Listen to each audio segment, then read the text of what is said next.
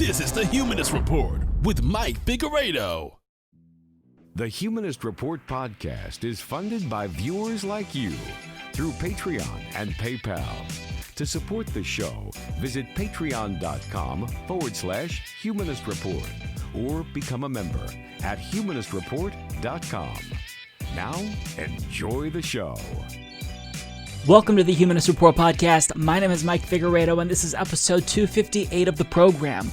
Today is Friday, September 18th, and before we get started, I want to take some time to thank all of our newest Patreon, PayPal, and YouTube members, all of which either signed up for the very first time to support us this week or increased the monthly pledge that they were already giving us, and that includes 3 Duan, Abriana Holiday, Alderman Gomez, Base SC, Bonnie Verhunts, CS Coolidge, David Carney, 1111, Ellie HTMLI, Francis Ellis, Jack Anderson, Jill Ryder, Josh Krulik, Joe Taylor, Kyle B. Campion, Preston Crawford, Richard Goodwin, Simon Wheel, Trev O'Brien, and Trip Squad Org.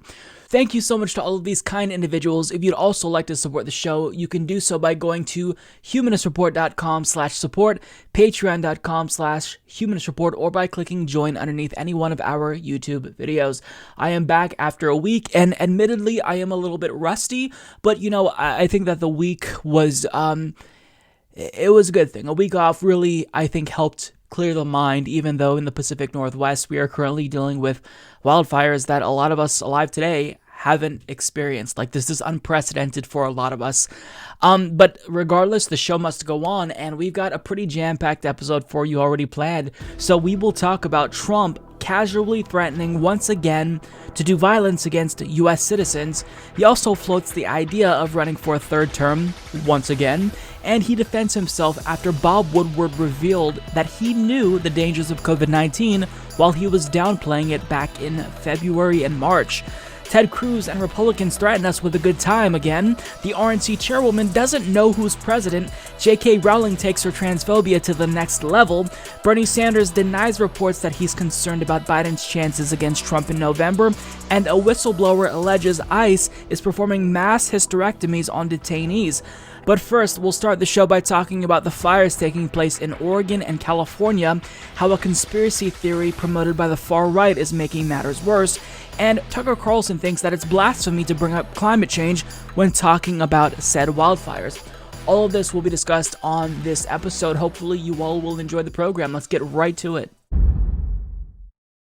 So as many of you know, there are a lot of wildfires going on in Oregon and California. Basically, the entire West Coast is on fire, and it's extremely horrifying. Now, for those of you unaware, I took last week off, and this was supposed to be a really nice break where, I felt rejuvenated, but unfortunately, I live in the West Coast, and I was worrying about these fires. Now, thankfully, I'm safe, so you don't have to worry about that. But one thing that's interesting about these fires is even if you're not part of the 10% of Oregonians who have been displaced and have had to evacuate, we have currently the worst air quality on the planet right now. The worst on the planet. And I was tweeting about this, and people couldn't believe the numbers. Now, currently, there's still a warning. When you check your weather app, it's going to tell you the air quality is hazardous. Now, just to kind of put this into perspective for people, the air quality index has 6 different levels of health concern. So if you are rated 0 to 50, that's good air quality. They really don't start to get concerned until you get into, levels 100 through 200, which is when people with, medical conditions may experience illness because of air quality being poor. When you get to 2 to 300, that's when you really have to worry. So if your air quality, according to the air quality index, is between 2 and 300, that is officially when they put you on alert. Everyone may experience more serious health effects.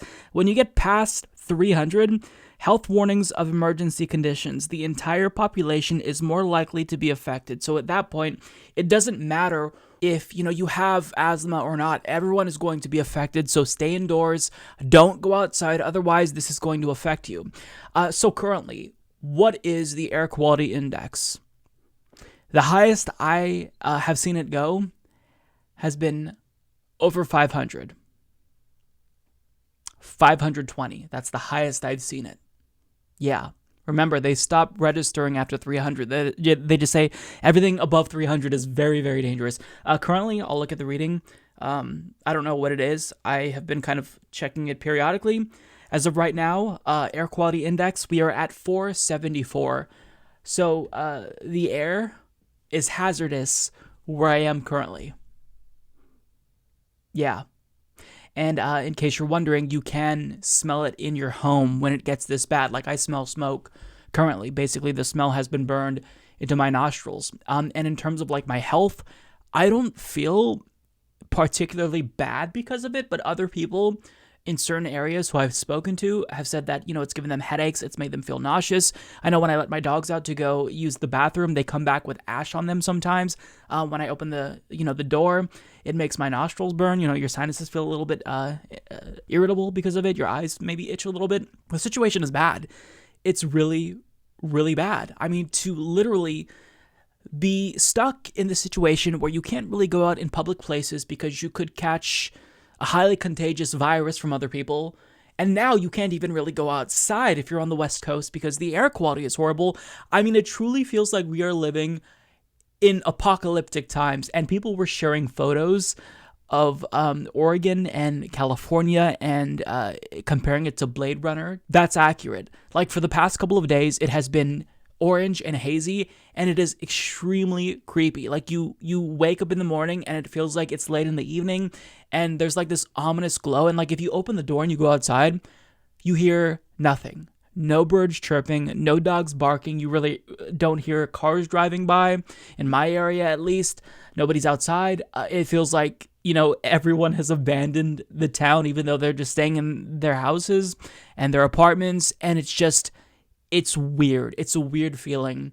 And it kind of led me to this realization that we've already lost the battle when it comes to climate change. And, I was under this impression, or I had this expectation, rather, that, human beings were going to take action on climate change. Unfortunately, developed countries are just going to have to experience it firsthand, even though, developing countries are already seeing the effects of it. Rising sea levels. We're just going to have to experience it here in order for us to take action. But this has made me realize that's kind of a privileged position to take, because no, we're not. I mean, we already see the increased frequency and severity of hurricanes, and we're not doing anything. The West Coast is on fire, and there's no discussion from lawmakers currently about drafting legislation to do anything about climate change aside from what's already out there, such as the Green New Deal and whatnot. The president is not saying anything about taking action to mitigate climate change. So this has made me realize that it doesn't matter what the consequences of climate change are, how bad it gets. Nothing is going to get bad enough to force the government to take action. I mean, look at what we're doing with the pandemic. Nothing. People are losing their jobs. They are facing an eviction crisis.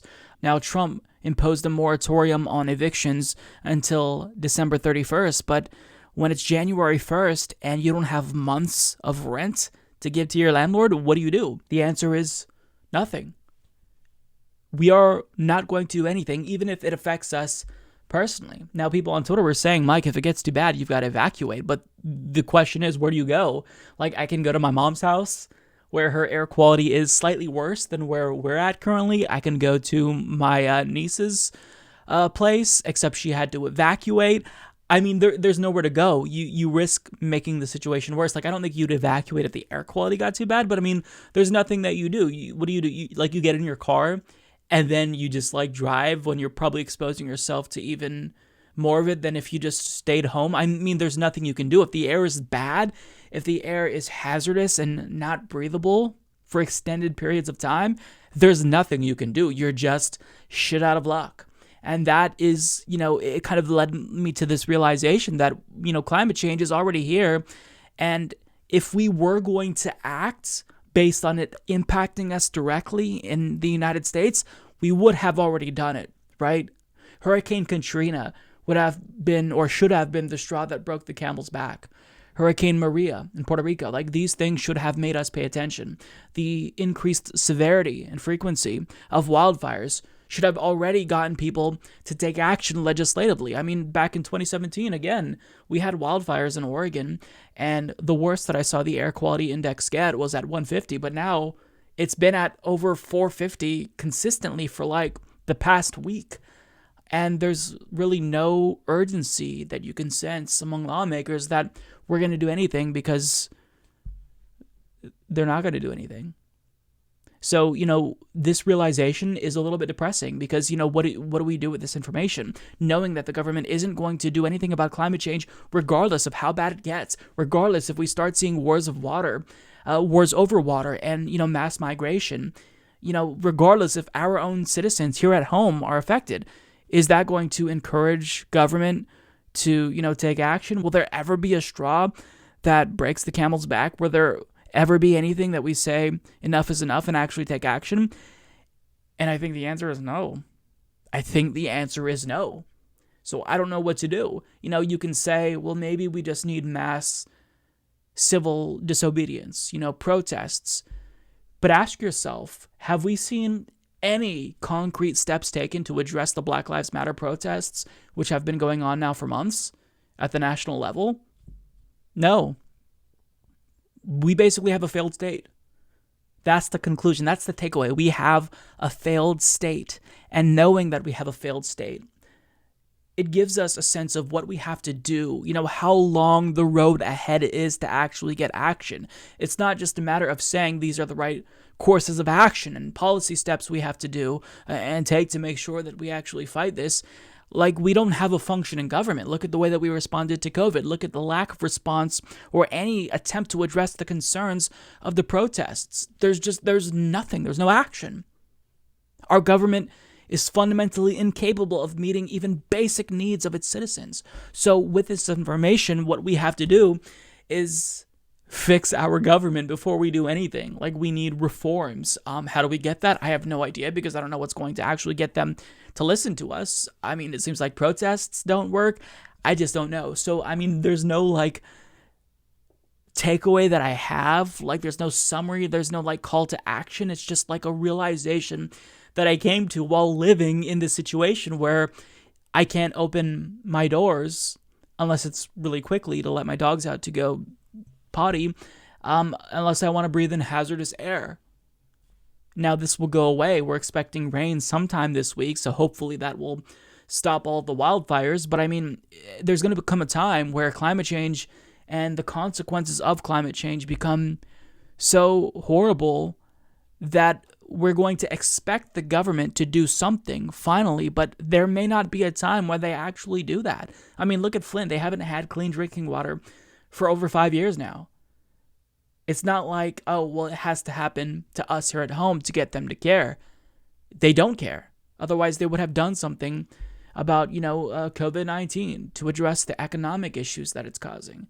So, this is kind of a depressing conclusion, but you kind of go to dark places in your mind when, you're stuck in the situation where there's a pandemic and, you're not just at risk of getting exposed to it if you go to the store, but now you can't even go outside in general for who knows how long, maybe a week. Who knows if the rain, which is expected for a day, will even stop the wildfires. So we don't know how long the air quality along the West Coast and in Oregon is going to be hazardous, but it's just, it leads you to conclude that the situation just feels so hopeless, and I don't know what to do. So I took the week off last week as part of me trying to celebrate my third wedding anniversary and to get a little bit of a mental health break, but not feeling too optimistic or better about the situation, if I'm being honest.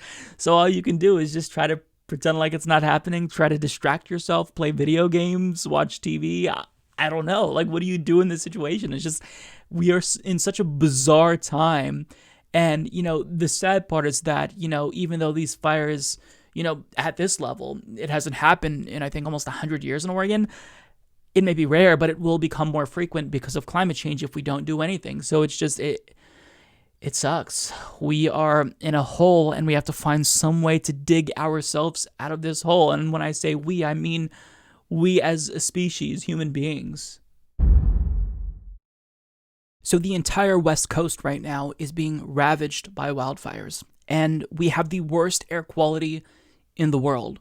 But there's a bigger menace that some people in the Pacific Northwest are worried about. Antifa. Because apparently there have been rumors as well as doctored images online of supposed members of Antifa starting fires, committing acts of arson to loot. But of course, this is not true. But the rumors and the hoax has become such an issue that law enforcement has now had to come out and publicly say this is not true. Stop calling 911 about this because it's not happening. So for more on this story, we go to Robert Mackey of The Intercept, who explains 4 police departments in parts of Oregon ravaged by wildfires propelled by high winds across parched land during hot, dry weather in a changing climate are pleading with the public to stop calling 911 to pass on unfounded rumors that anti-fascist political activists have intentionally set the blazes. The false claims have been spread on social networks by supporters of President Donald Trump, who has spent months pretending that anti-fascists in the Pacific Northwest dedicated to confronting white supremacists are members of an imaginary army of domestic terrorists called Antifa. Primed by that fear-mongering, the president's supporters have fallen hard for internet rumors and hoaxes falsely claiming that anti-fascist arsonists have been caught in the act. Rumors spread just like wildfire, and now our 911 dispatchers and professional staff are being overrun with requests for information and inquiries on an untrue rumor that 6 Antifa members have been arrested for setting fires. The Douglas County Sheriff's Office in Rosenberg, Oregon wrote on Facebook on Thursday, "This is not true. Unfortunately, people are spreading this rumor and it is causing problems." The Jackson County Sheriff's Office in southwestern Oregon was also forced to respond to the spread of rumors on Thursday. One increasingly problematic issue related to the disastrous fires in Jackson County is the spreading of false information, the Sheriff's Office wrote on Facebook. "We are inundated with questions about things that are fake stories. One example is a story circulating that varies about what group is involved as to setting fires and arrests being made. This is not true." Police officers in the badly hit city of Medford also had to take time away from responding to the crisis to debunk a hoax Facebook post mocked up to look like it had come from their department, which claimed that they had arrested 5 arsonists based on anonymous tips.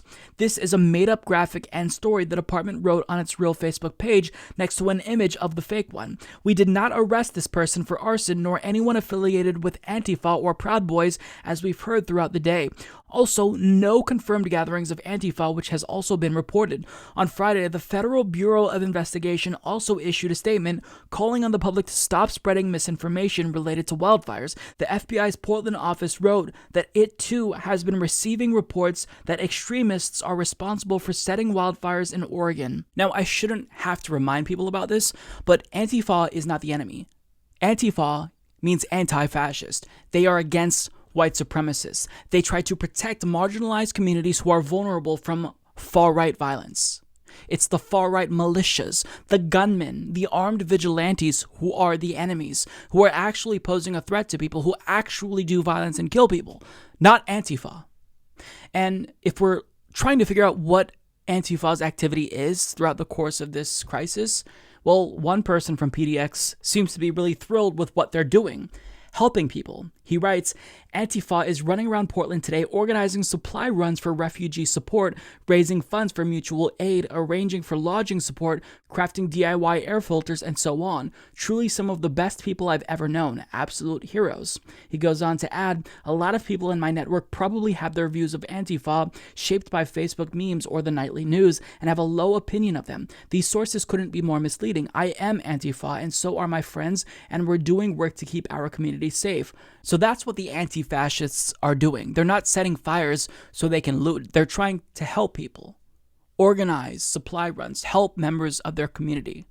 It's the white supremacist militias that we should be concerned with, not Antifa. But people don't seem to realize the threat that armed vigilantes pose, but hopefully this story does show how threatening they are, because this hoax has led to vigilantes harassing journalists and some Oregonians at gunpoint in the name of stopping looting. So as people try to flee and evacuate because 10% of Oregonians have been displaced, you have armed thugs stopping them because they might be Antifa members trying to go into their towns to do looting or arson. So, as a local ABC News affiliate reports, suspicions of looting have driven some residents of an Oregon county to illegally stop unfamiliar drivers at gunpoint, all while much of the county is under an evacuation order as wildfires rage. Clackamas County Sheriff Craig Roberts said several people in the county, in efforts to protect property, had been conducting armed checkpoints, stopping cars they didn't recognize. The first thing I'd ask them to do is please stop that, Roberts said during a Sunday news conference. It is illegal to stop somebody at gunpoint. The sheriff's office has already reached out to a number of them, he said. Many of the people re-entering the area were going back to retrieve their personal belongings. The last thing I want to see is anything tragically happen because somebody is overreacting to something, he said. So this hoax has led to far-right vigilantes trying to police people in order to stop Antifa, when Antifa is not doing anything. There's no evidence that they are committing arson. All that we know about Antifa related to the wildfires is that they're trying to help people. Now, I don't know what's more scary to people, anti-fascists or armed thugs stopping you in your vehicles because they think you're Antifa. Like, which do you believe personally poses a bigger threat to you? Because maybe I'm crazy, but it's not the anti-fascists. It's the people with the guns. But on top of that, this hoax has whipped people into such a frenzy that they're literally putting their own lives at risk because they're worried about Antifa.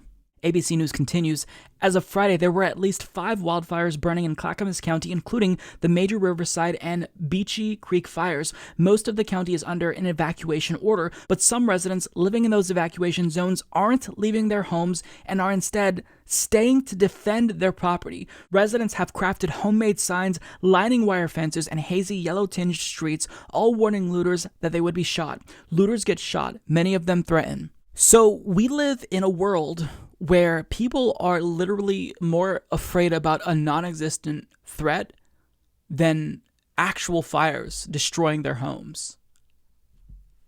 And I mean, I'm sorry, but if you are more worried about Antifa looters that don't even exist than the fire that is threatening your entire life and your town, I don't know what to say about that. You're not very bright.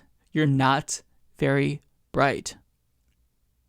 So this hoax is, it's damaging because these types of hoaxes, even though they exist and originate on the internet and Facebook, they still have real world consequences. When you say that Antifa is doing X because you personally are afraid of them or you want to spread misinformation, that leads to people taking action that could lead to violence potentially. Armed thugs take to the streets to set up illegal checkpoints to police people because they may or may not be anti-fascist. Like, anyone who's a reasonable person should by default be against fascism.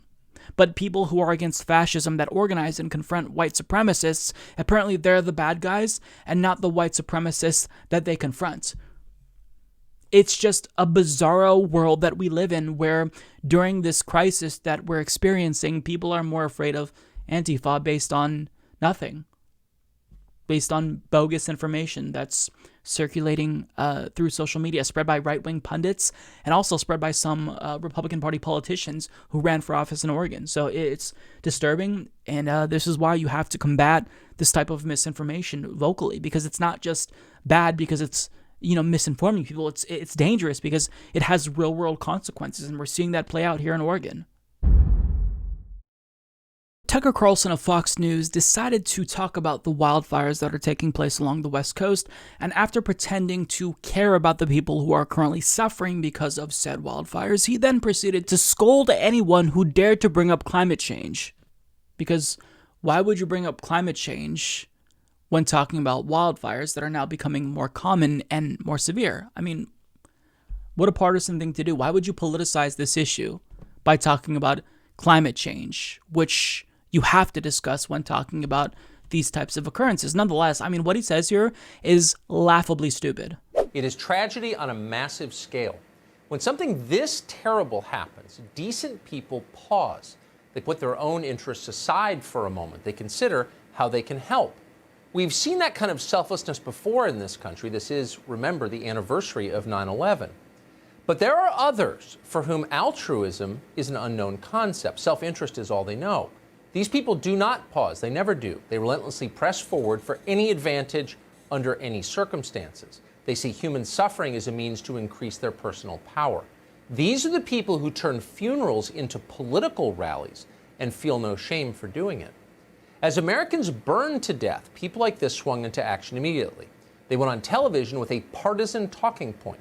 Climate change, they said, caused these fires. They didn't explain how exactly that happened. How did climate change do that? They didn't tell us, but they just kept saying it. In the hands of Democratic politicians, climate change is like systemic racism in the sky. You can't see it, but rest assured it's everywhere, and it's deadly. And like systemic racism, it is your fault. The American middle class did it. They caused climate change. They ate too many hamburgers. They drove too many SUVs. They had too many children. A lot of them wear T-shirts to work and didn't finish college, and that causes climate change too. And worst of all, some of them may vote for Donald Trump in November. And if there's anything that absolutely, definitively causes climate change, and literally over 100% of scientists agree with this established fact, it is voting for Donald Trump. You might as well start a tire fire in your yard. Hyperbolic much? I mean, if you vote for Donald Trump, you don't care about climate change. You're kind of screwing over younger generations who are going to have to deal with this. I mean, we're already dealing with this, so, 20, 30 years down the line, it's going to be a lot worse. So if you're voting for Donald Trump, someone who's undoing what little progress we've made towards climate change mitigation, then yeah, you're a bad person. But the reason why he thinks it's bad for us to bring up climate change when talking about the wildfires is because it's a partisan talking point, according to him, and he goes on to say, climate change is like systemic racism in the sky. You can't see it, but rest assured, it's everywhere, and it's deadly, and like systemic racism, it's your fault. The American middle class did it. They caused climate change. So, obviously, this is not just a stupid argument, but it's also a straw man.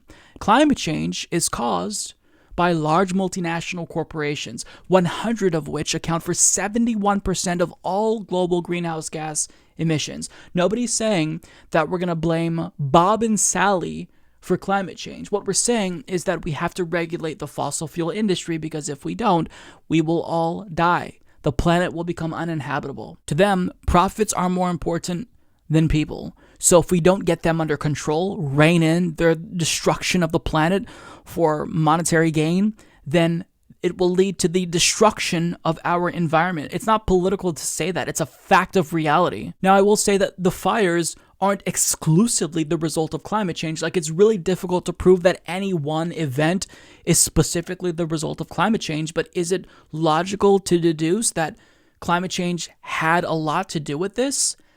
Yeah, I think that if you don't bring up climate change when talking about these wildfires and how severe they are, then you're not being honest. You're not having a serious conversation about this. You're not actually trying to address the root causes because, yes, it may not be the main cause, but climate change does have a lot to do with these wildfires. And as the New York Times explains, the forests between Eugene and Portland haven't experienced fires this severe in decades, experts say. What's different this time is that exceptionally dry conditions combined with unusually strong and hot east winds have caused wildfires to spiral out of control, threatening neighborhoods that didn't seem vulnerable until now. We're seeing fires in places that we don't normally see fires, said Crystal A. Colden, a professor of fire science at the University of California. Normally, it's far too wet to burn. The fires in Oregon, which have led to the evacuation of hundreds of thousands of people and are approaching the Portland suburbs, stand out from what has already been an extraordinary fire season in the West, where global warming, land use changes, and fire management practices have combined to create a hellish mix of smoldering forests, charred homes, and choking air. Fires are common in the East, which is normally dry, according to Philip Mote, a climate scientist at Oregon State University. In some areas of eastern Oregon, the return period or length of time between major fires is as little as 20 years, he said. But the western slope of the Cascades, which catches most of the moisture that blows in from the Pacific Ocean, is normally wetter. Out here, the return period can be hundreds of years, he said. That protective moisture has faded, in large part because climate change has altered precipitation and temperature patterns. Tim Brown, director of the Western Regional Climate Center at the Desert Research Institute in Reno, Nevada, said the extreme warmth had caused vegetation to become exceptionally dry and to burn more readily. Temperature, humidity, wind, and solar radiation combine to dry out brush and are the key elements for fire. We call it evaporative demand, he said. And in recent weeks, he added, the West Cascades have been really dry from the evaporative demand. Those dry conditions were most likely exacerbated by climate change, according to Meg Krawczyk, a professor at Oregon State's College of Forestry, and they had the effect of teeing up the landscape for a wildfire, she said. The critical moment came Monday and Tuesday when a windstorm carried hot air from the high desert in the eastern part of Oregon over the mountains, rapidly spreading the fires in the more populated western part of the state, according to Josh Clark, fire meteorologist at the Washington State Department of Natural Resources. The lesson of this week is that the state must now prepare for more of the same, said Dr. Moat, the Oregon State climate scientist who recalled that extreme warmth had also led to a record low snowpack in 2015. This situation of large fires and that low snow year, these are both things that I and my colleagues who have studied climate change in Oregon for 20 years have been saying would happen eventually, he said, and now they're happening. I'm sure that Tucker Carlson would be outraged when listening to all of these scientists talk about how climate change played a role in these wildfires. Why would they use these partisan talking points? Aren't you supposed to be scientists and not partisan hacks? It's almost like climate change isn't a partisan issue, and if you think climate change is a partisan issue, you're actually the partisan hack. Because climate change is not a political issue, or it's not supposed to be. It's a human issue, right? We're supposed to try to figure out why these wildfires are happening specifically and address it, yes, but climate change is part of that discussion because these types of things will become more frequent. Hurricanes will become more severe and common because of climate change. All of the things that we were warned about years ago, decades ago, are now coming to fruition. So to say, oh, well, it's preposterous to bring up climate change. Like, do you have to politicize everything? You look like a clown. You look like a clown. And isn't Tucker Carlson supposed to be a populist? Doesn't he know that it's popular to want to take on climate change? Maybe he didn't get the memo. Maybe he's too busy being a Republican Party propagandist to see straight. So, I mean, if you're going to pretend to care about the people who are affected by these wildfires, save it.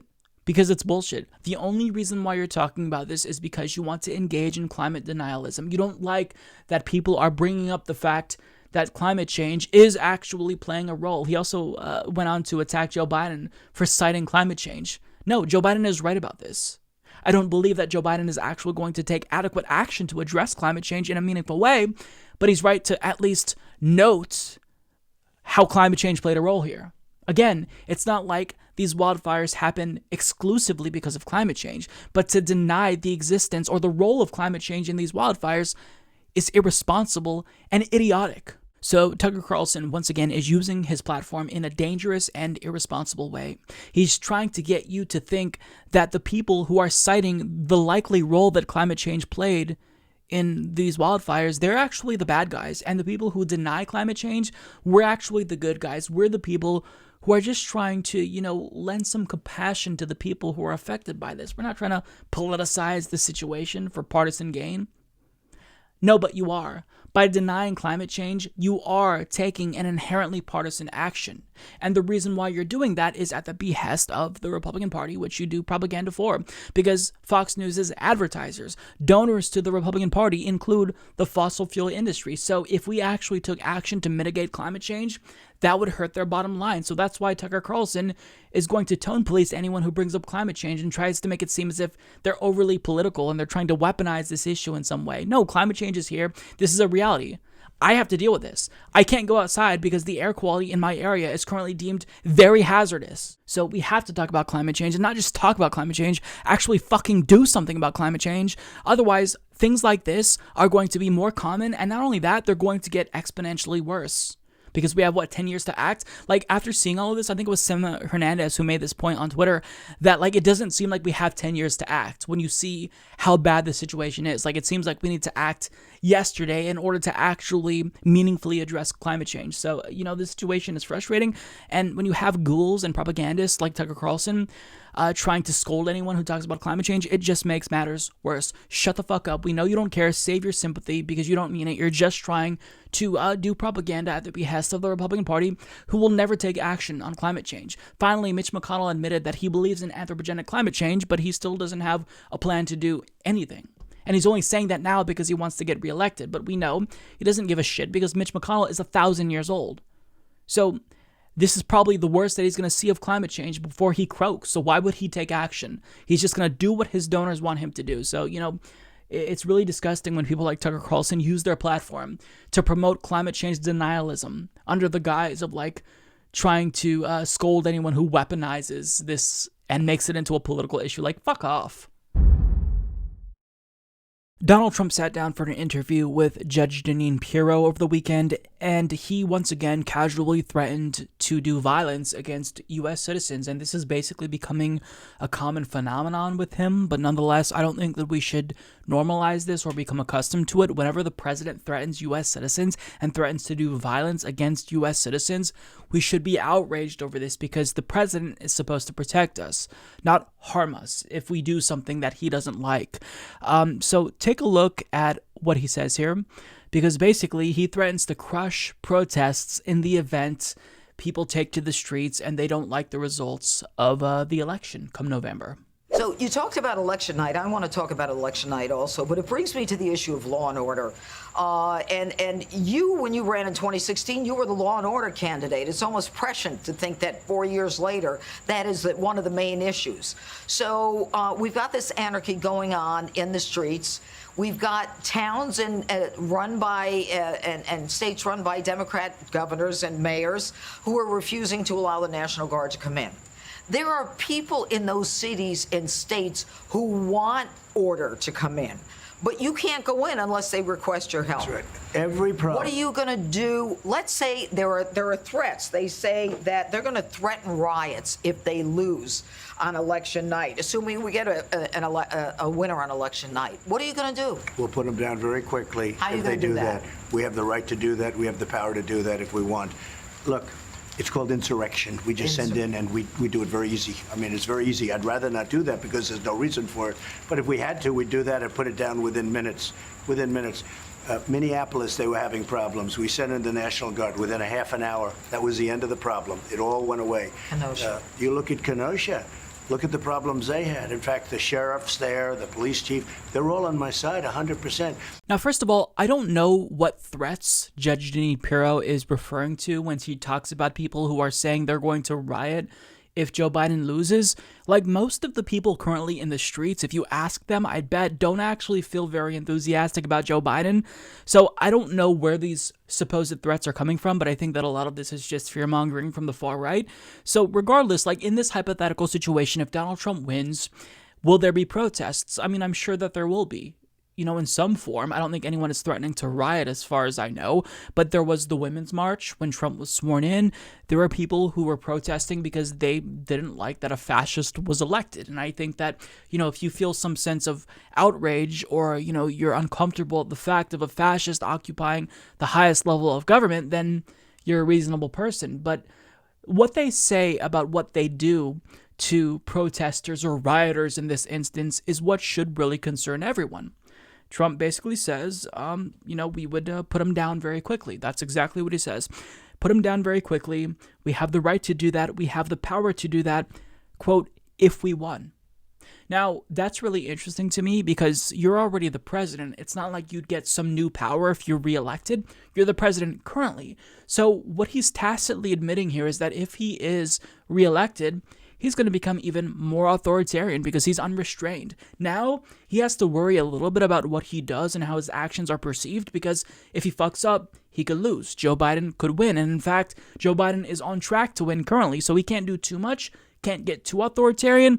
But when he says, we have the power to do that if we won, that tells us that, okay, so he's going to get much more authoritarian. He's going to put down the protests like that. And he boasts about him having the power to do that. He even says it's called insurrection. So he's once again threatening to use the Insurrection Act. And what he also says, which should startle a lot of people who worry about the country, law enforcement all over the country is on my side. Now you can say Donald Trump thinks that everyone loves him, but I think he's largely correct about that. we have a lot of people in police departments who are far right. Just last week, we published a video about how white supremacists are infiltrating police departments across the country, and the FBI has been warning about this for over a decade, and nobody's taking any action. So I do think that, by and large, police departments do side with Republicans and Donald Trump. So for him to say this, what he's telling us is that he has the legitimacy to act in a way that may be violent or unconstitutional. Now, in this next clip that I'm going to show you, he kind of walks back, saying he's going to use the Insurrection Act, even if he explicitly cited it there. But Judge Jeanine Pirro is going to kind of press him a little bit and, I guess, encourage him in a way to use the Insurrection Act already, because, currently you have to wait until governors give you permission to send in the U.S. military. Now, he wasn't doing this. He was just sending his goons to occupy Portland. But, now he's saying, well, I have to wait for their permission. And Judge Jeanine Pirro is saying, why do you have to wait? Just do it now. Now you're waiting to be asked in. When is that change? When do you cross the Rubicon? Well, in Kenosha, they asked me in. Right. And we did a job like nobody's ever seen before. But if they don't ask you in, there then are you're not allowed to American do people it who want unless you do insurrection, in which case it's just not big enough for insurrection. You won't do insurrection before election You don't day. need it. You don't know. Not yet. Oh, I'd be willing to do it in a heartbeat if you needed it, but we don't need it. Our National When Guard. do you need it? Our National Guard is so good and so tough. But they've and got by to the be way, asked. police departments in places that we're talking about, Seattle, we were going into Seattle, and they solved the problem the night before we got there. Yeah, we were they didn't getting want ready to you go. there. They heard we were going in. Did you hear Ted Wheeler's numbers? They're like 20% in Portland. Ted Wheeler's a disaster. He's a Right. laughingstock. He went out to protest with the so-called agitators, and they were going to destroy him. They were going to beat him up badly. He fortunately had security, but they were going to beat him up badly. The man is a disaster. If he would say, come into Portland, within a half an hour, the whole thing would be But solved. he's not going to say that. The governor's gotten closer. Look what's going on out there. I will That's tell Kate you. Brown, is the that? governor has gotten closer. I spoke to the governor 2 days ago. Good. They're arresting a lot of people. Good. Now, we sent in the U.S. Marshals for the killer, the man that killed the young man in the street. Just Right. shot him. I mean, it was Yeah, on television. cold blood. Cold-blooded killed him. He didn't like his hat, or he didn't like something, and it wasn't a Trump hat. Right. It was peaceful. It was prayer. It was a religious hat. Right. And he shot him cold blood. 2.5 days went by, and I put out, when are you going to go get him? And the U.S. Marshals went in to get him. Good. And in a short period of time, they ended in a gunfight. This guy was a violent criminal, A lot of them out there. and the U.S. Marshals killed him.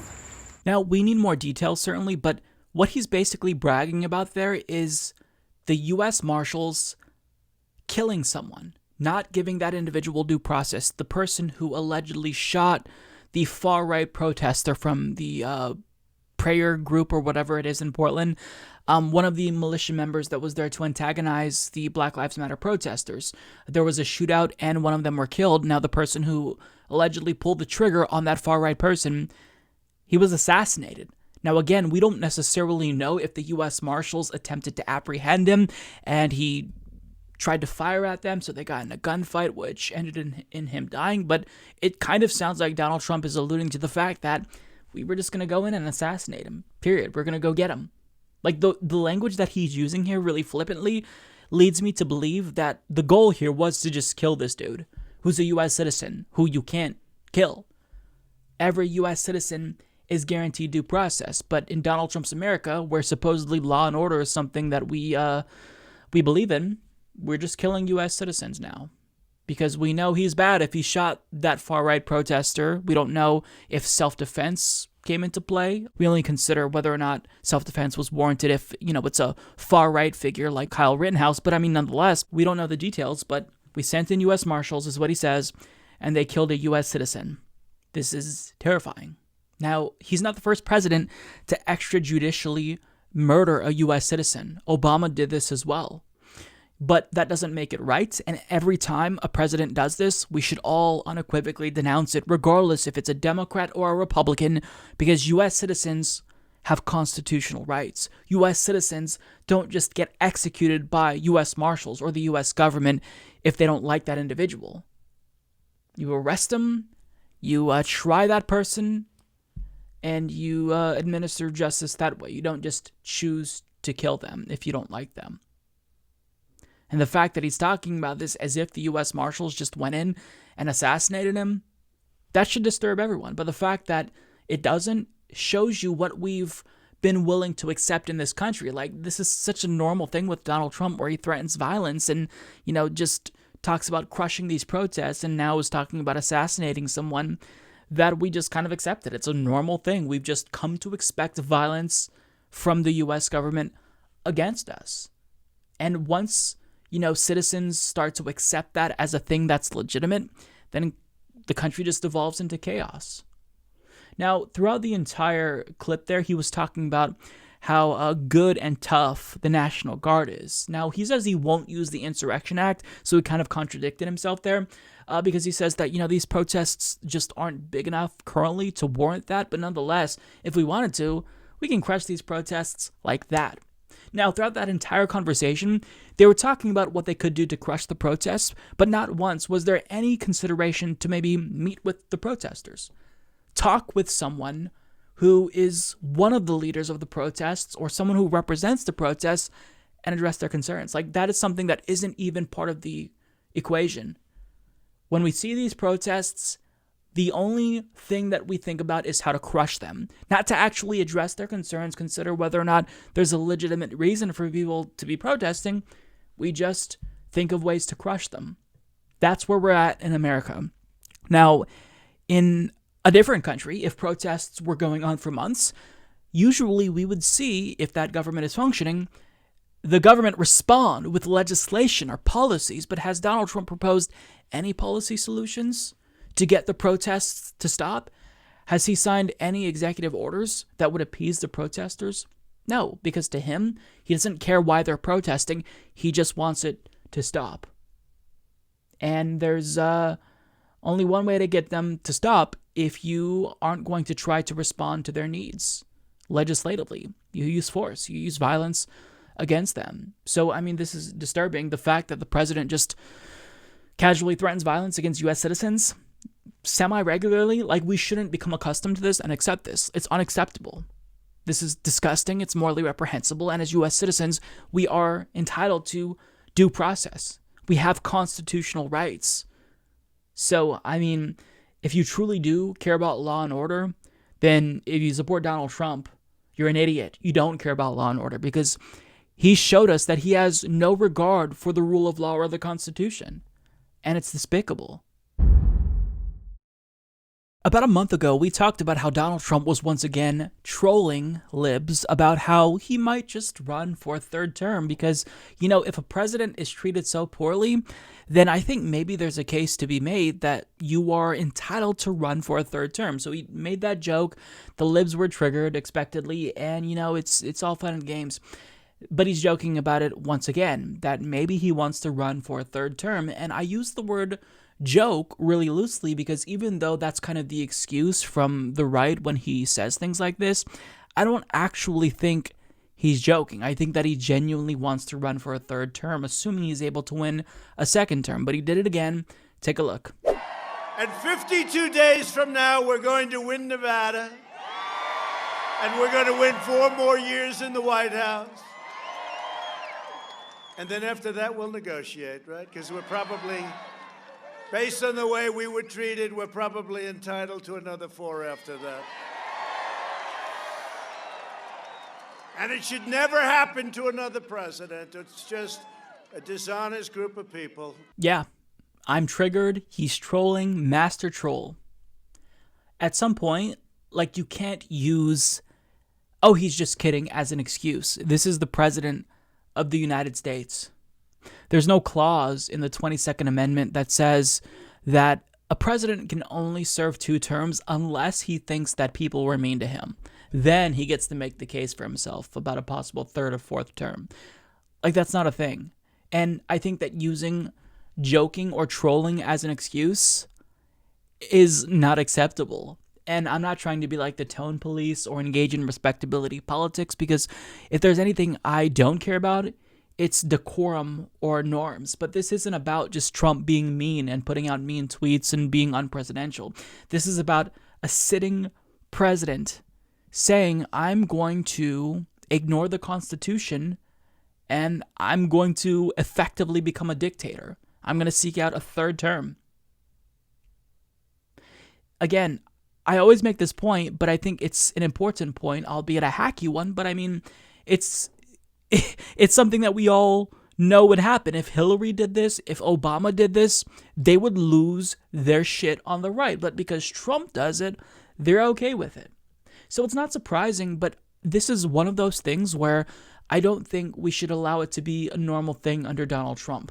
Because Donald Trump might not necessarily be competent enough to actually be a dictator and turn the United States into a full-fledged authoritarian regime, even if we are on track to become that. But someone more competent, a fascist who actually isn't an idiot, will come along and do it. Trump's just kind of warming them up to that idea. So, I mean, we should never allow this to be a common thing. And whenever he does this, don't let him get away with just saying, oh, this is a joke. Or don't let his supporters just say, he's just kidding. Are you triggered? No, that's fucking stupid. This is the president. You can't be joking about being a dictator. And I don't even believe that you're joking. I think he's being serious. I think he believes he actually can make a case to run for a third term because people were mean to him. I mean, what a fucking idiot. If you are joking, then it's not very funny. But if you are being serious, then you're just entitled and you're a wannabe dictator. While I was away last week, there was a scandal regarding Donald Trump that I think is so serious that it should end his presidency. Like, if this were a functioning democracy and a normal world where there were consequences for the actions of a lawmaker who is either incompetent or doing something to harm people actively, this would have ended his presidency. Not just his campaign, but his presidency. But because there's no accountability in D.C., I'm sure that nothing will come of this, but I'm referring, of course, to the Bob Woodward tapes, where Donald Trump spoke to him in February, and he told him about how serious COVID-19 was, that he knew at that time that it was even airborne in certain cases, indoors.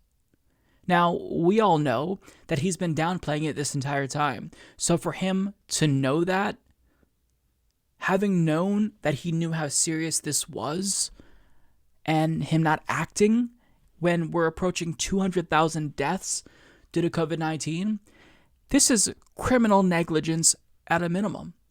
So I'm sure everyone has heard this by now, but if not, this is what was released from an interview with Bob Woodward, where he not only knew about COVID-19 severity, but then he admitted that he tried to downplay it because he didn't want to cause a panic. And so what was President Xi saying yesterday? Well, we were talking mostly about the virus, and I think he's going to have it in good shape, but, it's a very tricky situation. Indeed it goes through air, Bob. That's always tougher than the touch. The touch, you don't have to touch things, right? But the air, you just breathe the air, and that's how it's passed. And so that's a very tricky one. That's a very delicate one.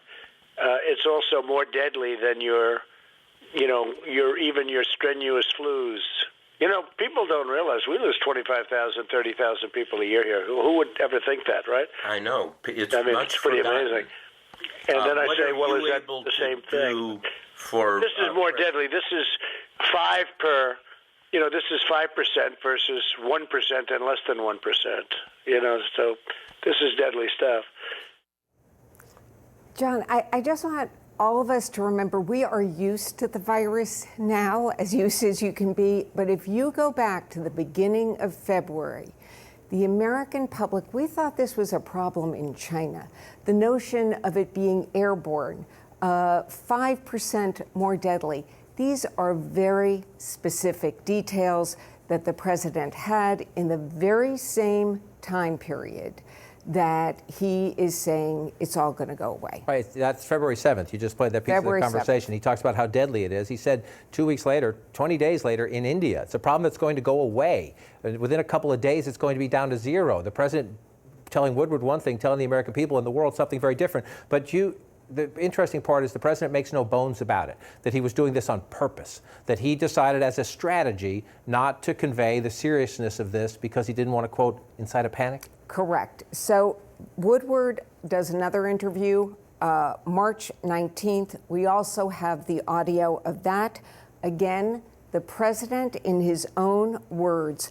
And just to set this up, remember, he has been publicly minimizing the threat to young people. Not a problem for young people. He still minimizes the threat to young people. So he addresses that, and then you'll hear he admits that he's not sharing everything he knows. Now it's turning out it's not just old people, Bob. Just today and yesterday, some startling facts came out. It's not just older yeah, exactly. young people, to plenty of young people. So what's going on give me a moment of talking to somebody, going through this with Fauci or somebody who kind of, it caused a pivot in your mind, because it's clear just from what's on the public record that you went through a pivot on this to, oh my God, the gravity is almost inexplicable and unexplainable. Well, I think, Bob, really, to be honest with you, sure, I want you to. I wanted to always play it down. I still like playing it down. Yes, because I don't want to create a panic. Yeah, this should end his presidency. Every single person should be furious listening to him talk about how severe COVID-19 was back in February. Because he bungled it. He knew how severe it was, and he didn't act accordingly to stop it. And now 200,000 Americans are dead on his watch. 200,000 Americans. Every single year we have a memorial for 9/11 where 3,000 Americans died. But 200,000 Americans are dead on his watch, and this president is possibly going to get reelected. I mean, the polls don't show that he's in a good position, but he should be resigning. Like, there should be so much pressure on him to resign that it's overwhelming. And I'm not saying I want Mike Pence to be president, but 200,000 deaths. There's got to be some accountability. And the fact that there's not shows you how broken our political system is. This is criminal negligence at a minimum. At a minimum. And I don't care if you're a Trump supporter or, I don't care who you are. Like, this is not political. 200,000 Americans have died. And had he acted sooner and more competently, he could have saved thousands of lives. So the fact that his own supporters are letting him get away with this, when we know they wouldn't let Obama get away with the same thing, it shows you that this is a cult. If you support Donald Trump till this day, you are anti-American. You are in a cult. You are brainwashed. Now, Joe Biden's response to this actually was pretty spot on. He says that this is basically criminal, possibly. And I'm glad he said that. But Trump's response to Joe Biden saying that this was possibly criminally negligent was, no, you. That's what he said in an interview with Jeanine Pirro when she asked him about the Bob Woodward tapes. Joe Biden has indicated after the Woodward information came out that your handling of the coronavirus and that situation was not only despicable, but it's almost criminal. What do you say to Joe Biden? Well, I think a statement like that is criminal because we did a much better job than he could ever have done. As you know, he was months later before he even thought the ban was a good thing, and ultimately he had to apologize for what he did. We would have lost hundreds of thousands of lives. And what I said to Woodward was actually good. I said, calm. We need calm. We don't need panic. They want me to jump up and down and start screaming, is everyone going to die? Is everyone going to... That's not what leadership is about. I'm a cheerleader for the country. We need calm. That's all I've said. And by the way, that was done after. I had already banned China from coming into the country. That was in February. So you did the ban January 31st. Yeah. So, Jeanine, I took tremendous steps. Everybody knew how I feel. Otherwise, I wouldn't be banning China. And then shortly thereafter, I banned Europe. We saved hundreds of thousands of lives with each one of those bans, and saved probably 2 or 2.5 million lives by doing what we did early. Mr. President, Joe Biden says that your response to this was criminal. What do you say to that? I think that him saying that I was criminal is criminal. No, you. Any statement is not criminal because we have something called the First Amendment, which Donald Trump doesn't like, in spite of him claiming that he supports the First Amendment. But what a laughable response. Joe Biden is right. Your response was criminal. And your excuse of, oh, I didn't want to cause a panic is bullshit. Your entire presidency is fear-mongering and an attempt to cause a panic so that way people are afraid and they think that Republicans will protect them. I mean, you want us to panic over Black Lives Matter and Antifa and everything else, but you didn't want us to panic over something that actually ended up killing 200,000 Americans? I don't buy it. I don't buy it. And basically, he defends himself by referencing the travel ban from China. But here's the thing, you don't get to use that as a defense, because had you not downplayed the severity of the virus, maybe more people would have actually understood your reasoning for the ban in the first place, and not just thought that at the time you were using coronavirus as an excuse to be more xenophobic and institute more xenophobic policies after you've spent years doing just that, fear-mongering about immigrants and migrant caravans from Latin America. I mean, everything you do has been an attempt to cause fear and hysteria. You literally instituted a Muslim ban from certain countries. So, I mean, had you actually been upfront with the American people and explained to us how severe this was, maybe people wouldn't have thought that you were being xenophobic.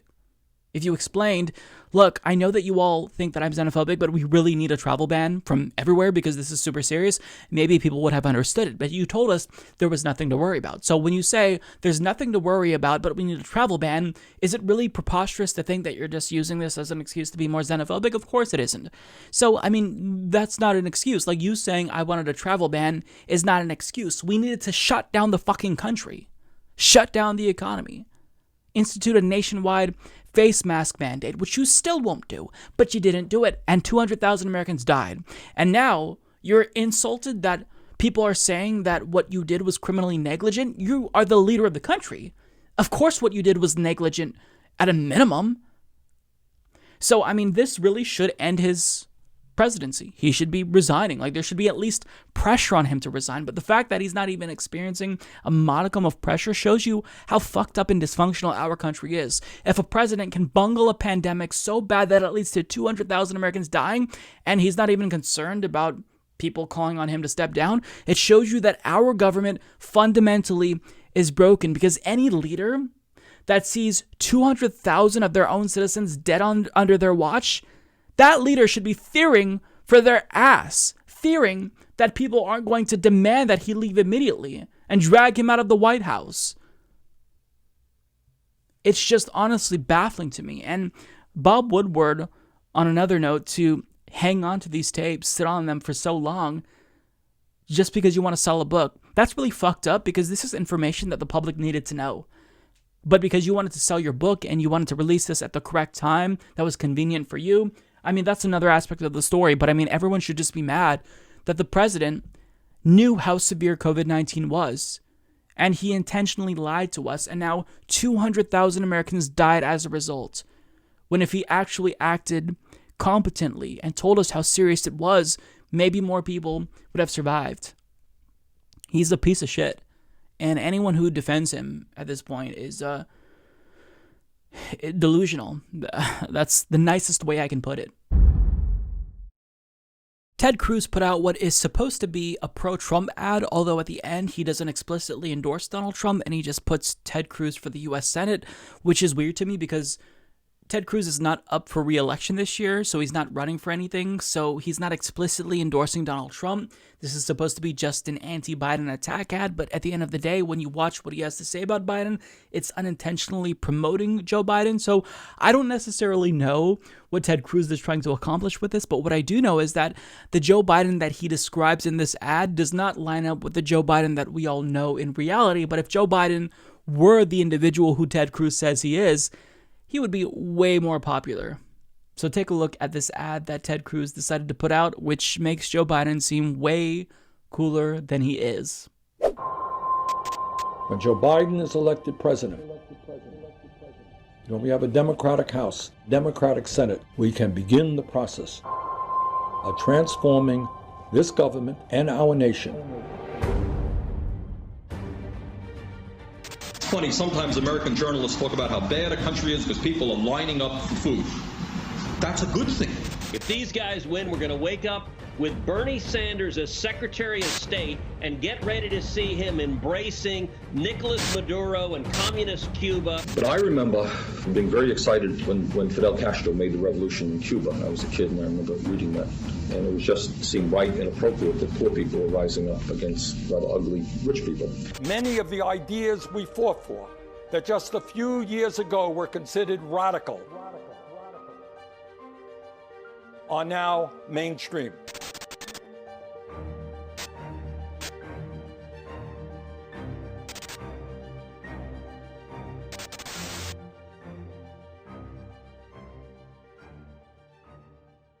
Okay, so let me get this right here. If Joe Biden wins, not only will he be controlled by Bernie Sanders, but he is going to appoint Bernie Sanders as Secretary of State. He'll make Bernie Sanders the chief diplomat of the United States government. What's the problem? That sounds incredible. Are you serious? If this were actually true, Joe Biden would become more popular overnight, and if he actually committed to make Bernie Sanders Secretary of State, he'd get like 100,000 new voters overnight like that. I guarantee it. 100,000 votes at a minimum. Because currently Joe Biden is trying to appeal to young voters by giving them QR codes that they can scan into their Animal Crossing island so they can have Joe Biden, Kamala Harris yard signs. He's trying to appeal to them by positioning himself as a Democratic Avenger. But if he just committed to this, he'd be way more popular because Bernie Sanders is a popular figure. But I mean, this ad isn't going to appeal to anyone who hasn't already drunk the Kool-Aid. Like, Joe Biden absolutely needs the left to win. That is a fact. And I think that he's going to get most of the left. But, you know, you need young people to actually get off of their asses and vote. That's a struggle that the Democratic Party has had. They don't know how to get young people out. Now, it's not that difficult. You just propose policies, but I mean, they don't know what to do. So if you actually said and committed to put Bernie Sanders in your cabinet and say you'd make him Secretary of State, that would be one way to really appeal to people, because even if they don't believe that Joe Biden is going to push for things like a $15 minimum wage, a policy he supposedly supports, at least people would feel more comfortable voting for Biden, knowing that someone like Bernie would be in his ear and in his cabinet, influencing him, pushing him in the right direction. So if this were actually true, like, Joe Biden would become much more popular. I bet that if he committed to this, his polling would actually increase. So this is supposed to be something that hurts Joe Biden, but I think it unintentionally promotes Joe Biden. So what is Ted Cruz's agenda here? Because we know that he still is a little bit butthurt about what went down back in 2016 when, you know, Donald Trump insulted him and his wife. And then, you know, Ted Cruz kind of had to be a cuck and suck it up and phone bank for Donald Trump. There's that infamous picture of him looking absolutely miserable, phone banking for Donald Trump. But, I mean, is he, like, trying to promote Joe Biden over Donald Trump because he wants to run in 2024? I don't know, but if you truly believe that Trump deserves a second term, this is not the way to go about it. I promise you that, Ted. This is not the way to go about it, because you are threatening us with a good time. We want more of Bernie Sanders. He's the most popular senator in the United States, unlike you. So if Joe Biden were actually controlled by Bernie, if the Democratic Party at large was controlled by Bernie Sanders, they would be much more popular. Now, that's not true. Again, I wish it were true. I would love the Democratic Party if they actually embraced ideas like Medicare for All and embraced some of what Bernie Sanders talks about. But, I mean, this ad is a joke. Like, what they try to do to scare voters is basically say, listen, this guy, Joe Biden, he may not be a radical socialist, because saying that makes us sound a little bit ridiculous, but he will be controlled by radical socialists like the Squad and Bernie Sanders. I mean, I don't know that that's the message you want to put out there, because the policies that Bernie and the Squad support are very popular, such as Medicare for All, a Green New Deal, ending the wars. But keep at it, because this is not going to do what you think it's going to do. I am still perplexed by the line of attack that Donald Trump is continuing to use against Joe Biden. He's basically using imagery from Black Lives Matter protests and the George Floyd riots to basically scare people into thinking that this is what they can expect, this type of chaos and anarchy, if Joe Biden is elected. This is Joe Biden's America.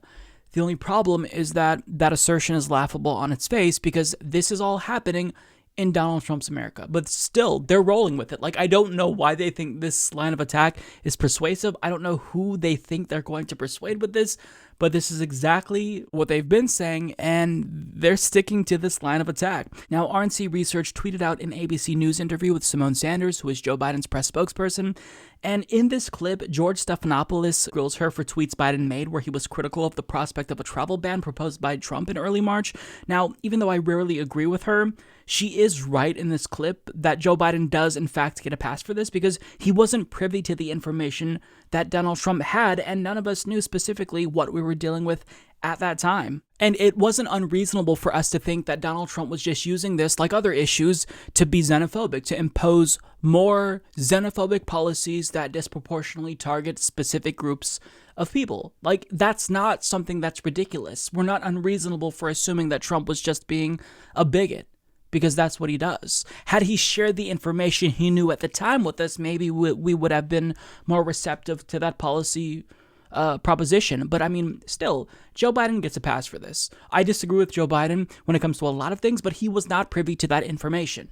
So he gets a pass. But even though he gets a pass, Joe Biden was in fact wrong. In fact, many others were wrong because we were working with limited information. We did not know the severity of COVID-19 back in January and February. But still, RNC Chairwoman Ronna McDaniel tweeted out an attack on Joe Biden in response to that interview, and she shared that tweet by RNC Research, and what she says is going to make your head explode. She says, Joe Biden can't run from his disastrous record responding to the coronavirus. The truth hurts, Joe. Yikes. Oh my God. That is a real tweet. Yes, it's not a fake screenshot. It's not a hoax. And yes, she still has it up. She hasn't deleted it yet. Ronna, I don't know how to tell you this, but this is going to blow your mind. Joe Biden does not have a record on responding to coronavirus because he's not the president. Donald Trump was the president. Now, I'm sure that the irony was lost on her, but the person who we should be looking at, who bungled the response to COVID-19, who had power at the time, who had knowledge that all of us did not have, is Donald Trump. And yet she's attacking Joe Biden for his response to coronavirus. What did you expect him to do? He wasn't in a position to implement policies. He didn't even have the Democratic nomination wrapped up at that time. So to criticize him for critiquing the prospect of a travel ban when Trump always is doing xenophobic things and trying to weaponize certain issues to be more xenophobic, I don't care.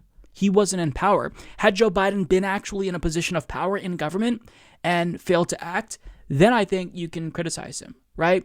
But in this instance, you look like an absolute buffoon to criticize Joe Biden's record on COVID-19 when he didn't have power.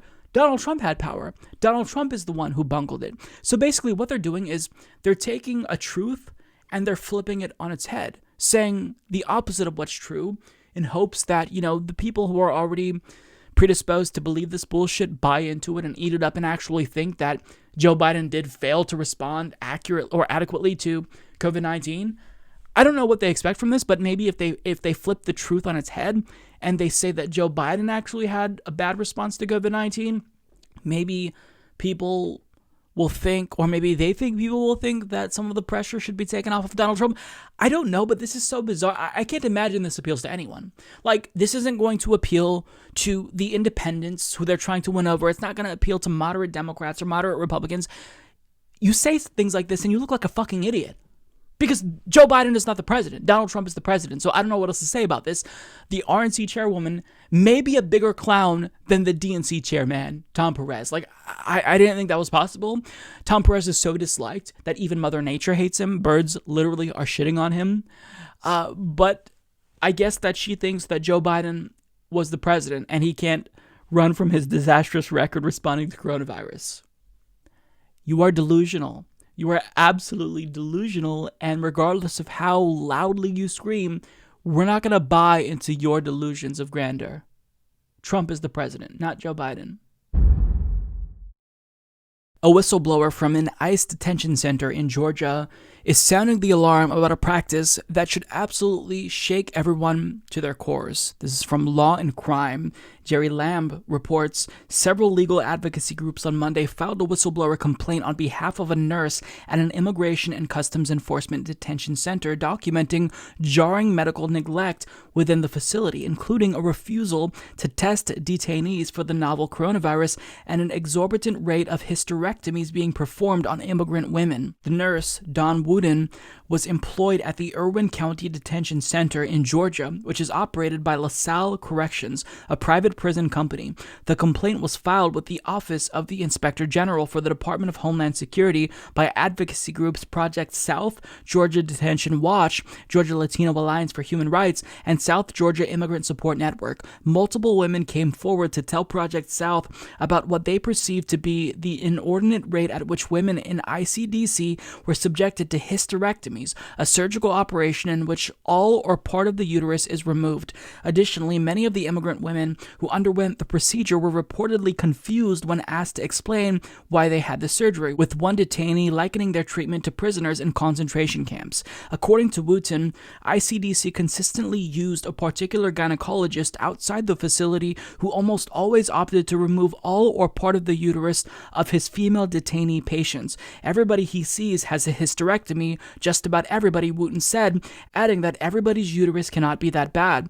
Wooten, who is being represented in the matter by the Government Accountability Project, also confirmed that many of the detained women told her that they didn't understand why they were being forced to have the procedure. She explained that some of the nurses who didn't speak Spanish obtained consent from detainees by simply Googling Spanish. The complaint details several accounts from detainees, including one woman who was not properly anesthetized during the procedure and heard the aforementioned doctor tell the nurse he had mistakenly removed the wrong ovary, resulting in her losing all reproductive ability. Another said she was scheduled for the procedure, but when she questioned why it was necessary, she was given at least 3 completely different answers. Another nurse then told her the procedure was to mitigate her heavy menstrual bleeding, which the woman had never experienced. When she explained that, the nurse responded by getting angry and agitated and began yelling at her. Now, at the same facility, The Intercept has a more detailed report about how the same nurse is alleging that they're refusing to test detainees, and they're also underreporting COVID-19 cases at this particular facility. Now, since this story broke, ICE has responded, and basically they said that they're just going to defer to the OIG for an investigation, and they say, quote, "In general, anonymous, unproven allegations made without any fact-checkable specifics should be treated with the appropriate skepticism they deserve." And I think that's fair. I think that we do need to be skeptical until we have more details. I think that there needs to be a thorough investigation. However, having said that, just getting the details about this story at face value, is this believable to me, given what we know about ICE detention centers, especially at these private facilities? Yeah, it's very believable. I think that when I read this, it seems like they're either being intentionally violent against these women, because this would be an act of violence, or they're just criminally negligent. But this is deeply disturbing. Like, reading this, some of the details, I can't even believe it. Like, for them to not speak Spanish and then get consent by Googling Spanish, are we confident that they know what they're agreeing to? This is happening in America, allegedly. And I say allegedly because this hasn't been confirmed yet. But the things that happen at these detention centers, we already know it's horrible. Lawmakers who have visited these detention centers say that people are crying because they don't have soap or shampoo. They don't have space. And we know that COVID-19 has been an issue. There's been outbreaks at various facilities, and it's not being treated with the proper care. And now they're saying at this facility they're underreporting COVID-19 cases. And on top of that, they're performing mass hysterectomies, is what the title says. Mass hysterectomies. And there was controversy around the use of the term concentration camps. If this isn't a concentration camp, then I don't know what is. But this is deeply, deeply disturbing. And I really hope that we get more information about this And if we can confirm that this is true at this facility, then you know that other things are happening at other facilities that may be as disturbing, if not comparable to this. I don't even know what to say. Like, there's no words really to put this into perspective or to make it seem like it's, real, because it just seems like something that you hear about in a documentary that you watch on Netflix about something that happened in a different country like a long time ago. But it's happening now. Yeah, so we have this information. This whistleblower is trying to get her story out there, and we'll have to wait and see, hold judgment for more details. But what we know now about the story itself at face value is disturbing, to say the least. All right, folks, I did it. I found the stupidest person in America. So at an anti-mask rally, which is still a thing apparently, in the middle of a pandemic, this person, she said something that almost made my head explode. She equated anti-mask activism to police brutality against George Floyd. Take a look. Hundreds have gathered here in front of the Washington County Administration building, calling for the end of a mask mandate, saying they are tired of not living their normal lives. No more masks! No more masks! Not on the backs of my kids, or you're going to get more federal funding. That's how I feel about that. A passionate call for action Friday morning in St. George. Several police officers on standby as many locals called concerns about coronavirus spikes overblown. The flu kills more than coronavirus. Others calling the virus a hoax or stating that asymptomatic carriers simply do not exist and they cannot be forced to wear masks anywhere as citizens of the United States. If we want to wear a mask, that's fine. We can take care of ourselves. Some rally attendees say they shouldn't ever wear masks if they have any medical issues or mental health concerns, or if they feel they simply can't breathe. When George Floyd was saying, "I can't breathe," and then he died, and now we're wearing a mask, and we say, "I can't breathe," but we're being forced to wear it anyway. But many stated that they believe in all cases masks jeopardize kids' health. Parents are demanding they have the right to decide what to do with their children. I'll tell you another reason I hate masks. Most child molesters love them. School administrators responding that they don't understand why crowds are protesting them based on a mandate given by the governor. They blocked off the front entrance to the school building, and we went out to ask them to move, and they attempted to storm the school building. The school board is implementing the governor's recent order that face shields alone are not enough. And if a parent is adamant that their child cannot wear a mask or a shield, they must fill out a form including a doctor's note so the district can review it. In St. George, Katie Crowless, ABC4 News. That is going to be a big yikes from me. How do you say that with a straight face? When George Floyd said that he couldn't breathe, he had a knee on his neck for 9 minutes. If you're wearing a mask, the difference is you can wear a mask for 9 minutes and breathe. It may be uncomfortable, it may be hot, but it's not like you can't breathe. There's not a large number of people dropping dead because they're wearing masks for an extended period of time. Like, this is such a weird thing, such a strange hill to die on. And I am pleased to see that the anti-mask hysteria for the most part has died down, but there's still holdouts, people like this, who believe genuinely so that they are being wronged, that these mask mandates are posing a risk to their lives.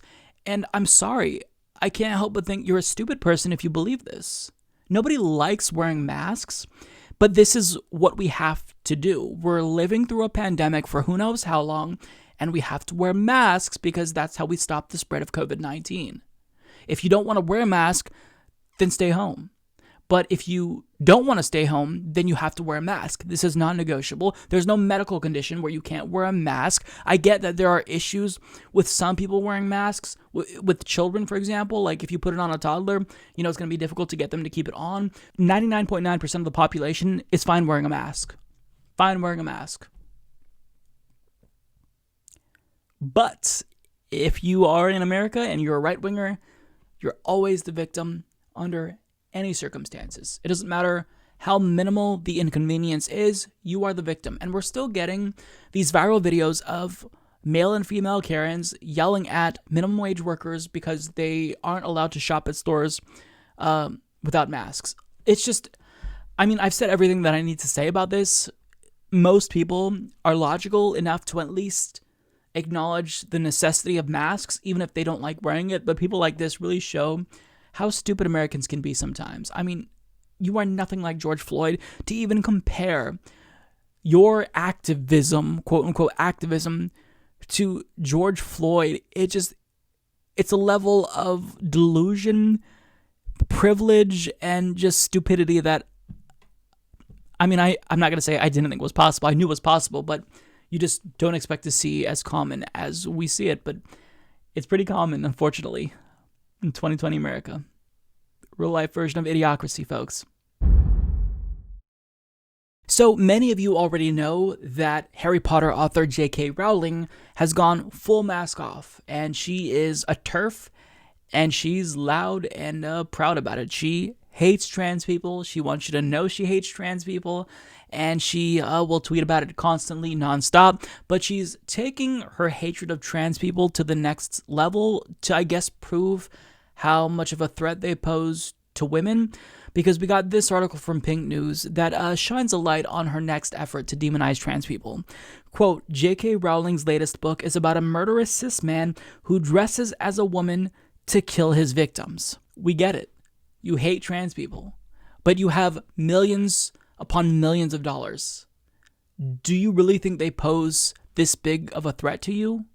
For whatever, threat that you believe they pose to women, which is no threat, but for whatever threat that you believe they actually pose, what's more of a threat? You demonizing them and antagonizing this vulnerable community, drumming up hatred, and possibly encouraging people to do violence against them, or the threat that they pose? If anyone's in danger here, it's because of what you're doing. You're getting people to hate trans people. You're getting people to think that trans people pose a threat to them and pose a threat to women in particular. This is literally indistinguishable from what we see Republicans doing. They create this bathroom predator myth so that way we deny rights to trans people. And what does this end up doing? It makes it seem like trans people are this villain and we have to take action to protect against these trans people who are just preying on women. It's just downright disturbing. And, for whatever you want to say with regard to cancel culture, J.K. Rowling should be canceled because of this, and I'm not afraid to say that.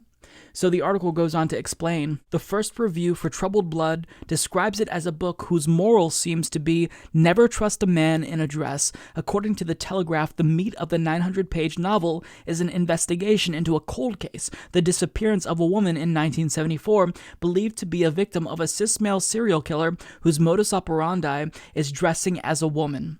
The second in the series, The Silkworm, has previously been criticized over its depiction of a trans character described as unstable and aggressive. Yeah, so this is disgusting. It's disturbing. Because it's not like she's just trying to create a story and, one of the characters just so happened to be a trans person. She is trying to whip people into a frenzy and get them to think that men who wear wigs, that is just a cause for concern.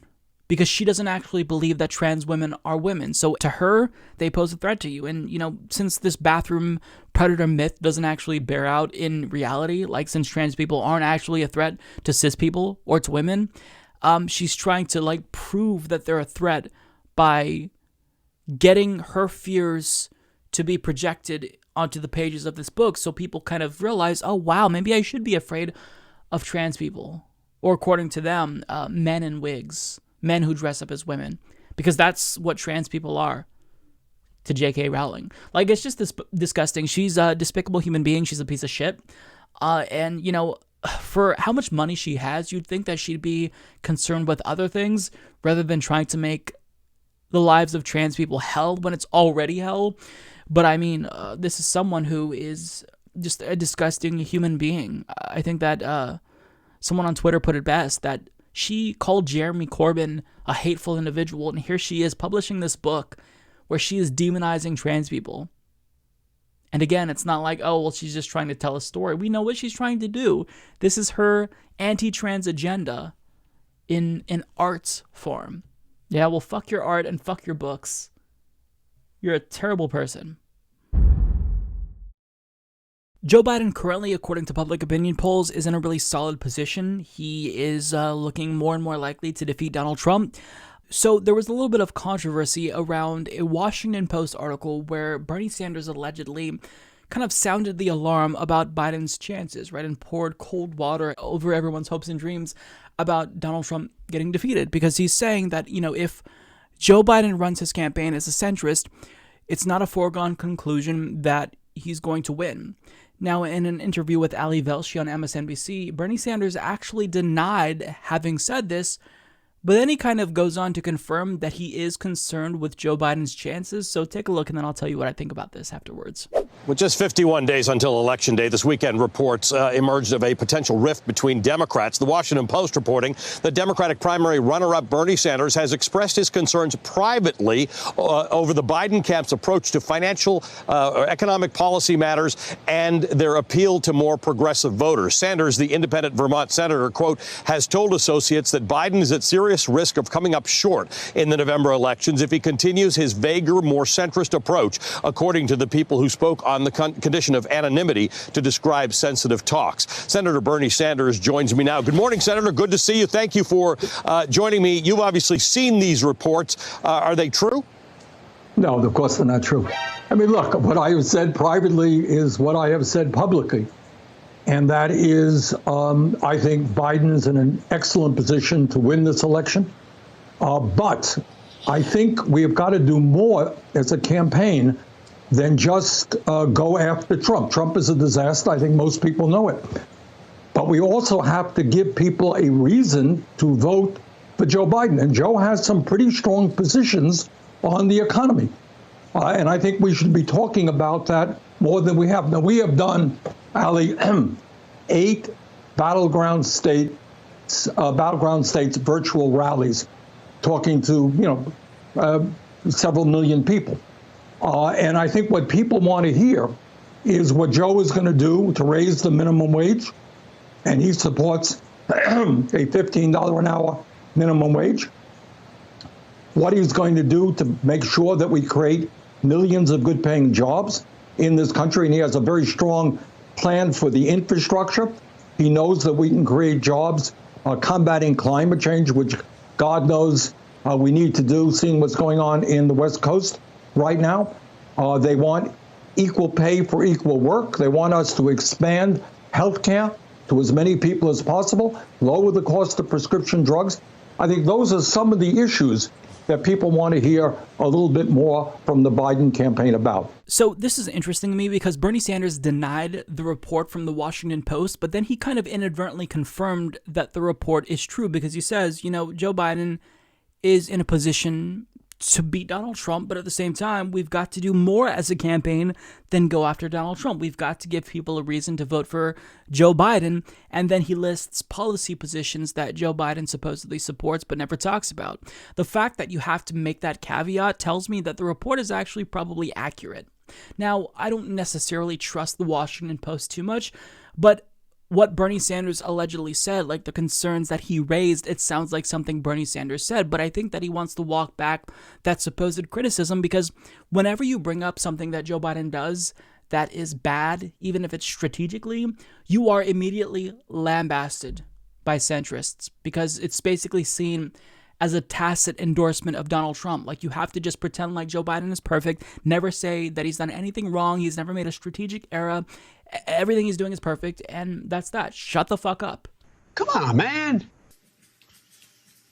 If you actually do want to win, you should listen to constructive criticism, especially from people like Bernie Sanders, who are good faith actors, who wants Joe Biden to win.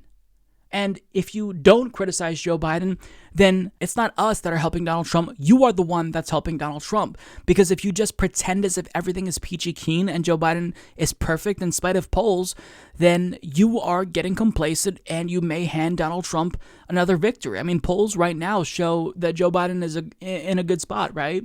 So I wouldn't necessarily say he needs to change too much. I mean, I'd love for him to talk about policy, but I mean, he's doing okay right now. But if you want to appeal to a broader coalition of people, get young voters excited, then I think that you should listen to the feedback of people from the left, especially Bernie Sanders. Who cares? He's popular, right? He knows what he's saying. He knows what he's doing. He wants what's best for Joe Biden's campaign. So for people to criticize Bernie Sanders over this, it's irritating to me.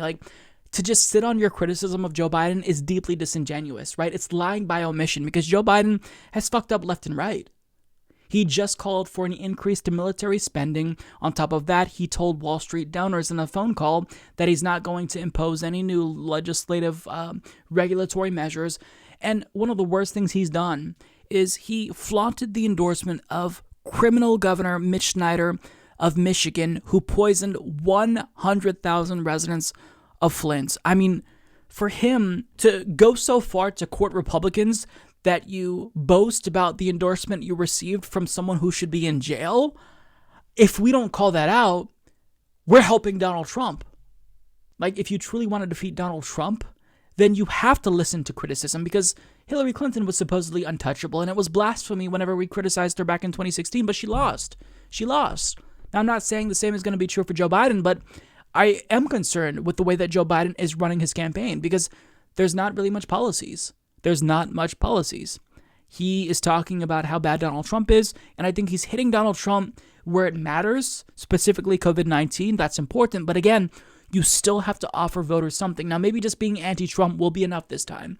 But again, for Bernie Sanders to walk back, what he supposedly said about Joe Biden's campaign and the concerns that he raised, according to the Washington Post, I think that he thinks that he's going to look like the good guy, but it's not really helping. Like, Joe Biden should be taking your advice. He should be taking your concerns seriously, and he should run a more substantive campaign. Like, they don't know, like, they're clearly lost, right? They don't know how to appeal to young voters. A strategist is trying to position Joe Biden as like one of the Democratic Avengers. They're, trying to give people QR codes that they can scan into Animal Crossing so they can put up Biden-Harris yard signs on their Animal Crossing islands.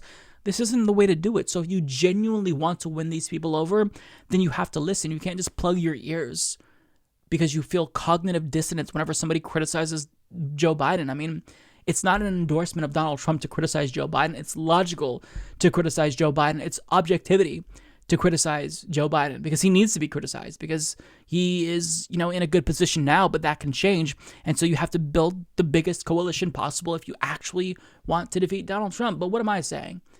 Centrists know everything. The Democratic Party, they, in spite of losing 1,000 seats in legislatures across the country, they know more than all of us. So we just have to shut the fuck up, let them appeal to moderate Republicans, and, if we criticize them, then we support Donald Trump. That's the way that it's been, and that's the way that it's going to be, because they don't want our input, because they seem to not really care about courting Bernie Sanders supporters in the left. So, I hope that the strategy plays out for them, but don't you want like the biggest coalition imaginable? Don't you think that the policies that he already supports, it makes sense to actually promote them more, like a $15 minimum wage? Like, this is literally a life-changing policy. This is a raise for the working class, and Joe Biden never talks about it. Like, it's not a bad thing to say, hey, maybe you should talk about these policies that you supposedly support. But whatever. I mean, he's in the lead right now, so, they're kind of justified in saying this. But back when, his numbers were starting to go down a little bit, especially in swing states, it still was blasphemy to criticize Joe Biden. So you can't really win. If you point out his flaws that are obvious, and you say, hey, you have to do X, Y, and Z to win over non-voters, you are supporting Donald Trump. So, I mean, whatever. It's a dangerous game that you're playing, but nonetheless, I'm not going to bite my tongue. I'm going to be critical of Joe Biden where it's warranted. And I think that, like, flaunting the endorsement of a criminal governor who poisoned 100,000 people in Flint, Michigan, that's something that we should definitely criticize. I think we have an obligation to criticize it if we're actually moral human beings. So Trump sat down for a town hall with George Stephanopoulos on ABC News, and watching it all the way through, it really made me wonder whether or not Donald Trump ate lots and lots of paint chips as a child, because it's not just like he's lying repeatedly and sounds stupid, because both of those things are true, but like he says things specifically that make me wonder if he's like delusional. He seems like he's not all there. But before we talk about the specifics, I just want to point out how much I love this picture. It might be a little bit grainy, but like it looks like George Stephanopoulos is terrified. And I don't know why Donald Trump is doing like the thumb point, but look at how much space there is between these two. And he just looks absolutely fearful for his life. And I can't say I blame him, because Trump is really weird. And this town hall really proves it. So let's start with a couple of short clips.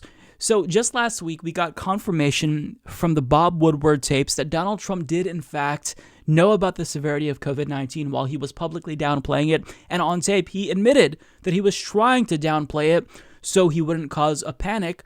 But then at this town hall, when somebody asked, why would you want to downplay it? He says, I never downplayed it. Why would you downplay a pandemic that is known to disproportionately harm low-income families and minority communities? Yeah. Well, I didn't downplay it. I actually, in many ways, I upplayed it in terms of action. Oh, okay. So I guess that we'll just pretend like the tapes that we all listened to last week aren't real because you say so.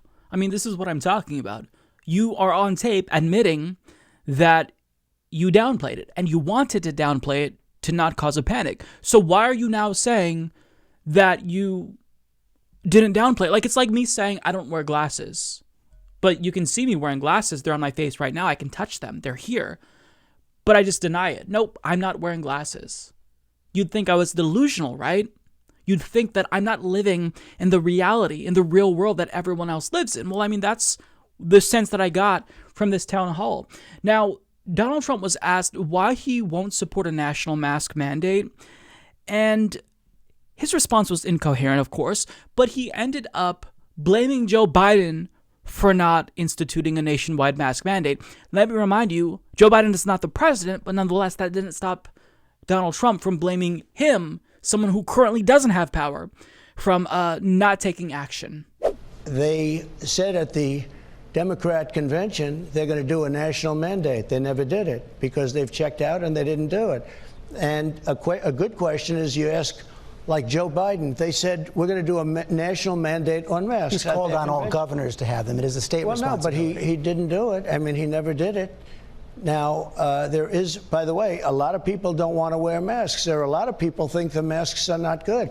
And there are a lot of people that, as an example, who are those people? Well, I'll tell you who those people are. Waiters, they come over and they serve you and they have a mask. And I saw it the other day where they were serving me.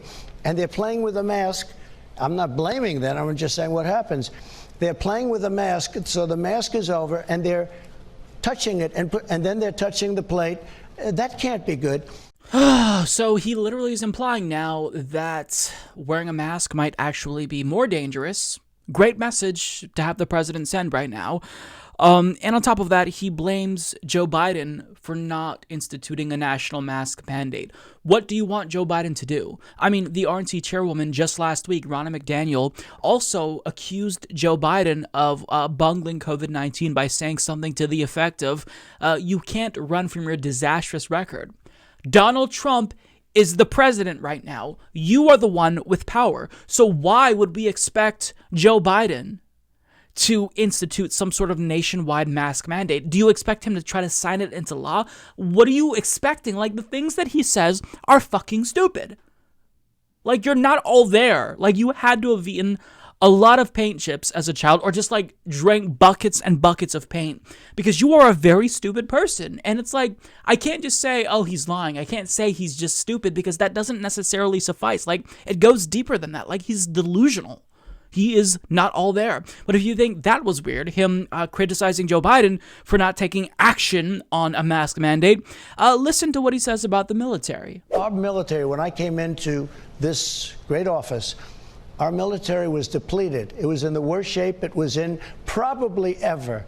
It was depleted. The planes were old and broken, the ships, everything. You see what I've done. I've rebuilt $2.5 trillion. And you think that was easy getting that money from Democrats? Because they don't like the military.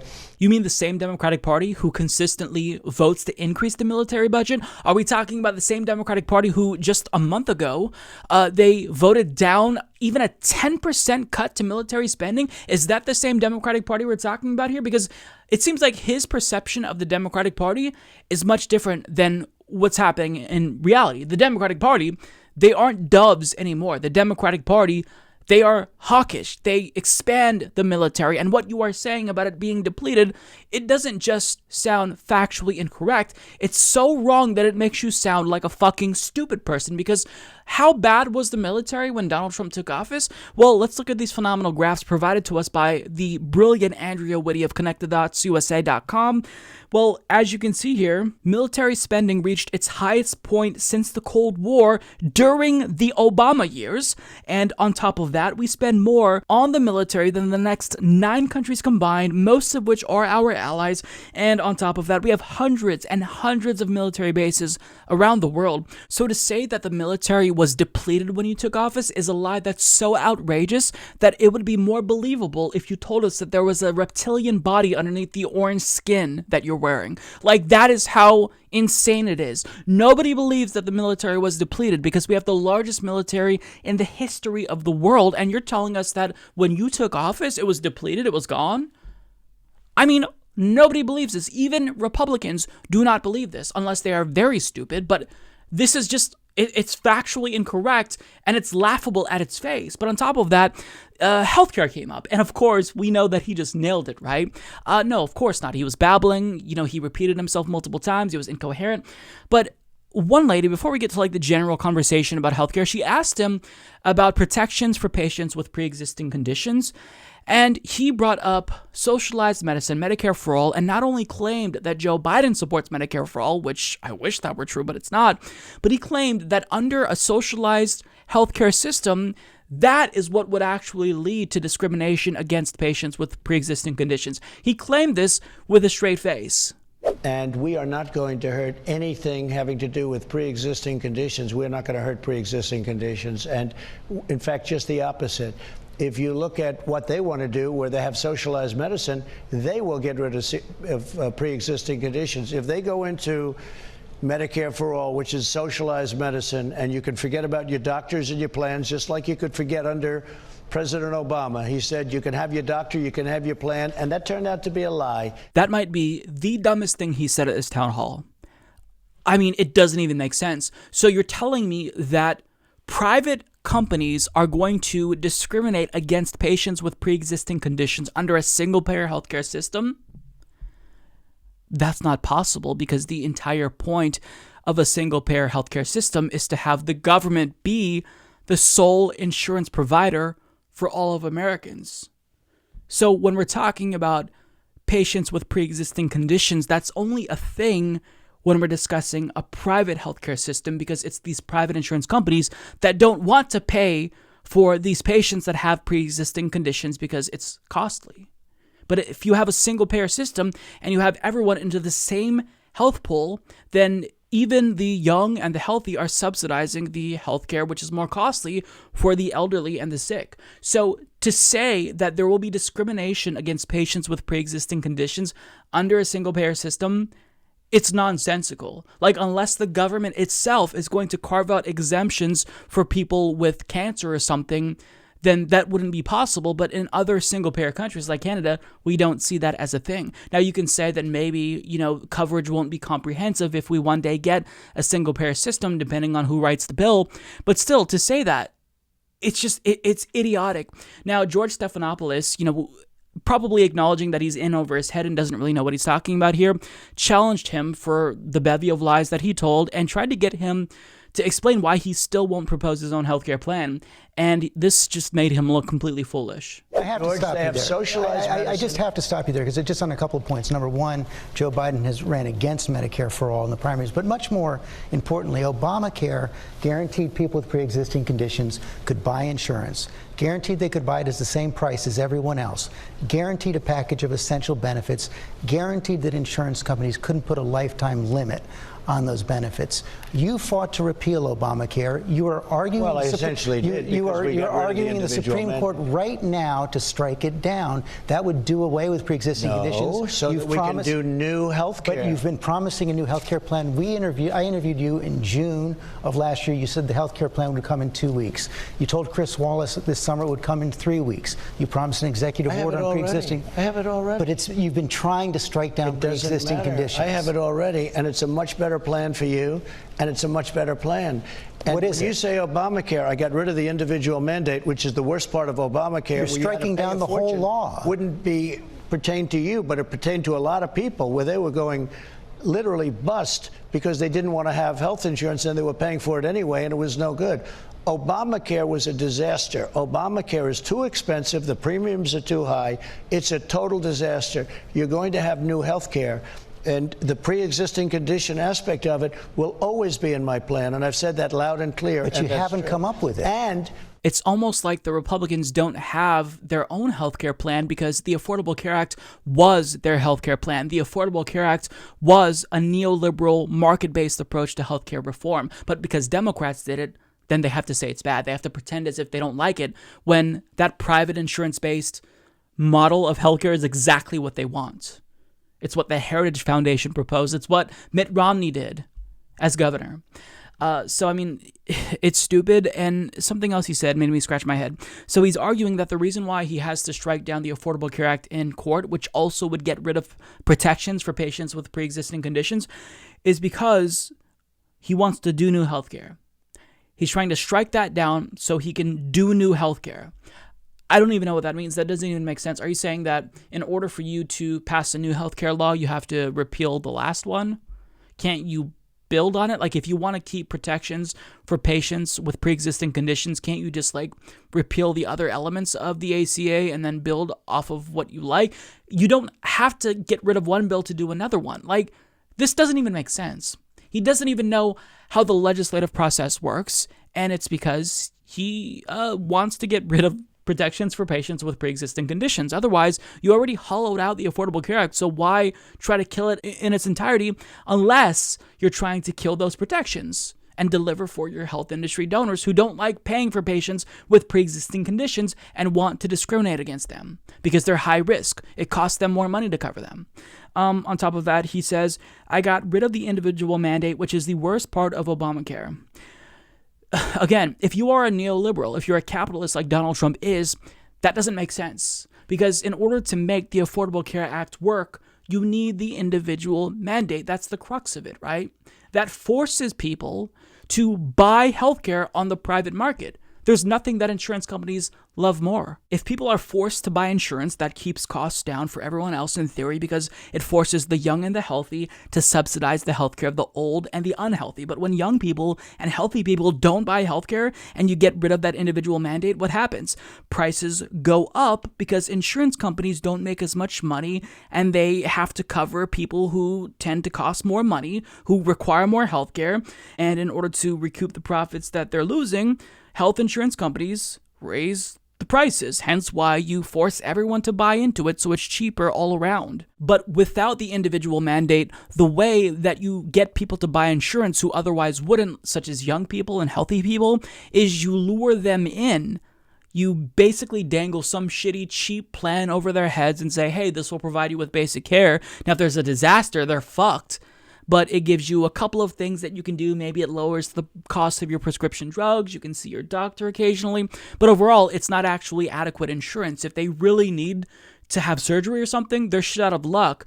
And this is kind of what the ACA did away with. It got rid of these types of plans that are skinny plans because they're scamming people, right? But that's what Trump wants to do. In order to help the insurance companies make more money, he is going to allow them to basically scam people. I mean, I don't know how else to explain it, and sell them these shitty plans that aren't worth a damn.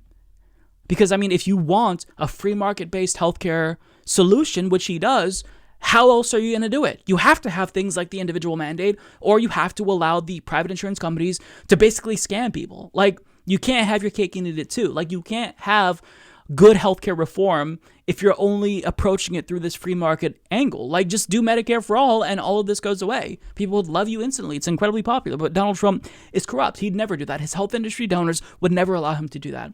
Now, this last clip that I want to play for you, this was a disaster for Donald Trump because someone finally asked him to clarify what he means by Make America Great Again. At what time was America great for Black Americans, for example? And he was stumped. He had no idea how to answer this, and it was honestly painful to watch. You've coined the phrase, make America great again. Right. When has America been great for African Americans in the ghetto of America? Are you aware of how tone deaf that comes off to African American community? Well, I can say this. We have tremendous African-American support. You've probably seen it in the polls. We're doing extremely well with African-American, Hispanic-American at levels that you've rarely seen a Republican have. If you talk about Make America Great, if you look at just prior to, and I'm talking about for the black community, you look just prior to this horrible situation coming in from China, when the virus came in, that was probably the highest point, home ownership for the black community. Home ownership, lower crime, the best jobs they've ever had, highest income, the best employment numbers they've ever had. If you go back and you want to look over many years, you could just go back 6 or 7 months from now. That was the best single moment in the history of the African-American people in this country, I think, I would say. Well, I mean, your statement is, though, make it great again. So historically, the African-American experience, especially in these ghettos that have been redlined, historically, these ghettos that have systemically been set up and treated the way that they have been, the conditions of the drugs, the guns, and everything else that actually created the symptoms for what we see, that you profess to be just the democratic cities in themselves. These things have historically been happening for African Americans in these ghettos, and we have not been seeing a change. Quite frankly, under your administration, under the Obama's administration, under the Bush, under the Clinton, the very same things happen, and the very same systems and cycles continue to ensue. And we need to see, because you say again, we need to see when was that great, because that pushes us back to a time in which we cannot identify with such greatness. And I mean, you've said everything else about choking and everything else, but you have yet to address and acknowledge that there's been a race problem in America. So if you go, well, I hope there's not a race problem. I can tell you there's none with me, because I have great respect for all races, for everybody. This country is great because of it. But when you go back 6 months and you take a look at what was happening, you can't even compare that with past administrations. When you look at income levels and a lot of things, because of the job situation where they had the lowest income, the best unemployment numbers they've ever had, the black community by far. And that was solving a lot of problems. And you know what else it was? It was bringing people together. I was starting to get, just before this was, we were having a long run of success, I was starting to get calls from Democrats that, hey, it's starting to work. Let's get together. People that you would never have thought this would have happened with. There was going to be unity. But unfortunately, that was hurt because we got set back. But now, I think next year is going to be one of our best years economically. But income equality is still happen. But income equality is higher. So, I mean, jobs can be produced, but at the same time, in a lot of these big major cities where African Americans are underserved, under-resourced, that's an $8 hour job. Does not mean that they can necessarily afford to live where they have to live or where they've been living at for the last 20 years. Well, the income inequality, which I agree with you, is a problem. I always agreed with that. But if you look under President Obama and Biden, the income inequality was phenomenal. It was record-setting. It was It's terrible. getting worse now. Okay, that guy who asked the question, he should have been the one hosting the town hall. If any pundit or journalist in America asked Donald Trump questions that are that comprehensive and sophisticated and actually pressed him, I mean, we'd be in better shape because politicians are never held to account in that way. So kudos to him. So he followed up with Donald Trump after Donald Trump did not answer the question. And he says, you haven't acknowledged or addressed the race problem in America. And Donald Trump said in response, well, I hope there's not a race problem. Oh, that was bad. Oof, that's a yikes moment. I hope there's not a race problem in America. How out of touch and tone deaf can you be? You're bragging about how incredible your administration has been for Black America. You do that all the time, but yet you're saying, I hope there's no race problem in America. Oh, well, gee, we all hope so, but that's not the reality. And you wonder why Black people don't support you? I mean, he thinks they do. I guess like 6 or 8% is something to brag about, but this is why. Because you are a complete fucking moron. You hope there's not a race problem in America? Jesus Christ. Now, he always responds, like, when he's asked like a question about race, he brings up how black unemployment was the lowest ever. But that guy made the phenomenal point that these are not jobs that pay a living wage. They're $8 an hour jobs, and we still can't afford rent. Trump had no idea how to respond to that, because how do you respond to that? You're bragging about jobs, but just having jobs in general isn't inherently good. Like, are these jobs paying you a living wage? Can you make the rent each month and put food on the table with these jobs? Like, it's an out-of-touch elitist thing to say. It's classist to say, oh, well, you know, you have a job, so be happy. No, that doesn't mean that you're going to have everything you need just because you have a job. You haven't raised the minimum wage. Back in 2015 and 2016, you said that wages were too high. So, I mean, just having a job in and of itself doesn't mean that your quality of life is going to improve. And I shouldn't have to explain this to Donald Trump, but he's an imbecile. He was born with a silver spoon in his mouth, so he has no idea what it's like to struggle. But he then says, but if you look under President Obama and Biden, the income inequality was phenomenal. It was record-setting. So I'm pretty sure that he misspoke and said the opposite of what he wanted to say, but it was phenomenal. It's really clear, even though he misspoke, he's never really thought deeply about the issue of income and wealth inequality. So this town hall was a disaster for Donald Trump, and it's funny because Laura Ingraham afterwards was complaining about how he was bombarded with all of these questions. You're the president of the United States. If you can't take questions about issues that affect Americans, then you shouldn't be president. Step down, resign. But I mean, Donald Trump, he doesn't know, like, he's in over his head. He doesn't want to be president because he wants to help people. He wants to be president because he loves the power. He loves the attention. I don't ever believe he wanted to be president in the first place. Like, he launched his presidential bid in 2015, I think anyways, to launch a television career. There were reports that he didn't actually want to be president. So, I mean, like, you don't want to be the president, and you can see there, because, you know, there's no intellectual curiosity there when it comes to any of these issues. He doesn't even know how to respond to these issues, and like, it's clear based on his answers to some of these issues that he hasn't even thought about these things for a second, like race in America, income inequality. It's embarrassing. This is the president of the United States, and we have so many issues that need to be addressed, so many crises that have to be addressed, and we have this dipshit who's president. It's like we live in the movie Idiocracy. So this next story that we're going to talk about now, it kind of makes me want to kill myself. Because it's so stupid. Like, you'd think it's a parody, but it's real, because of course it is. So because we live in a late-stage capitalist society, you know, the concern with income and wealth inequality, at least among the ruling class, isn't that, you know, working class people have so little as a direct result of them having so much. No, what they're concerned with, of course, is themselves. They're concerned that there is now discrimination against them being rich people, elites, the ruling class. Yes.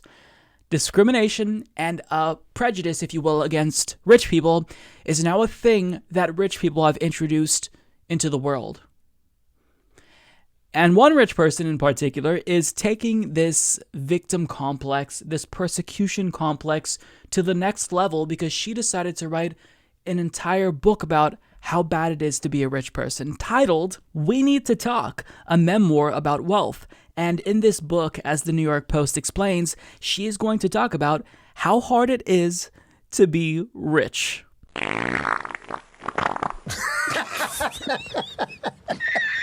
Sure, Jan. Okay, well, hey, I hope that rich people are watching this, because I'm going to solve all of your problems right now. There's a really easy solution. Just give away all of your wealth. Stop being rich. Poor people can't stop being poor in spite of how difficult it is to be poor.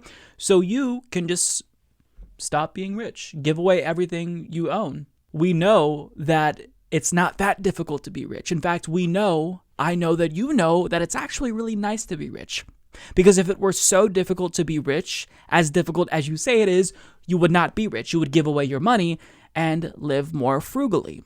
But because you have the wealth, now you want everyone else, as they have less and less, to think of you as more of a victim. Well, no, I'm sorry. Whatever problems you have as a rich person, it's not as bad because you have wealth. The insecurities that you may feel as a human being, those may still exist if you have money, but you also have money, so that therefore will make your life better. I mean, poor people have all of these same things. It's not like we're saying that you having money automatically means you're going to have a perfect life, but does it make your life better? Damn right it does. And we know it does, because that's why you have so much money. If being rich was so difficult, then we wouldn't have rich people. They would give away all of their money if there was so much discrimination against them. But because people are flaunting their wealth so frequently in our late-stage capitalist society, it's not that bad to be rich. Not only are you able to consume until your heart's content, but you also are protected from the incoming climate catastrophe. If you live in a community where your drinking water is poisoned with lead pipes, you can just move. Literally, it's that easy. So, I mean, you have protection, you can have fun and do whatever you want, but apparently I don't know what I'm talking about because it's really difficult to be rich. So the New York Post put together a video where she kind of broke it down. She gave us the Cliff Notes version of her book, and this is pretty insufferable. When I was 25, I took a job at Microsoft and got really lucky. I met my husband, David, and the stock options I was granted were worth hundreds of thousands of dollars.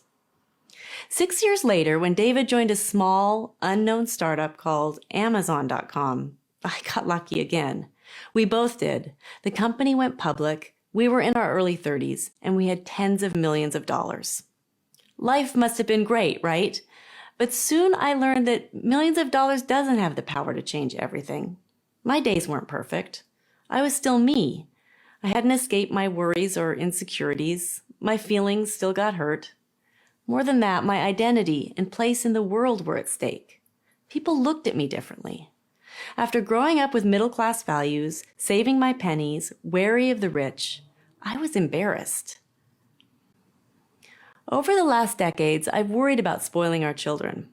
I've been shocked to have friends ask for $25,000, and I've discovered that philanthropy isn't as straightforward as just writing a check. No one discusses these doubts and dilemmas, but there are millions of Americans like me. By the end of 2016, 11 million U.S. households had a net worth of $1 million. And that's not including their homes. The numbers are growing, too. By the end of 2017, the number of millionaire households had increased by over 600,000. And most with wealth are new to the experience. 8 out of 10 grew up middle class or poor. Many books offer advice on how to get rich. Some inspire us with a fantasy of being rich. Others poke fun at the rich. For the first time, We Need to Talk offers an honest look at what it's really like to be rich. I'm not an economist or a politician. I'm not some poor little rich girl either.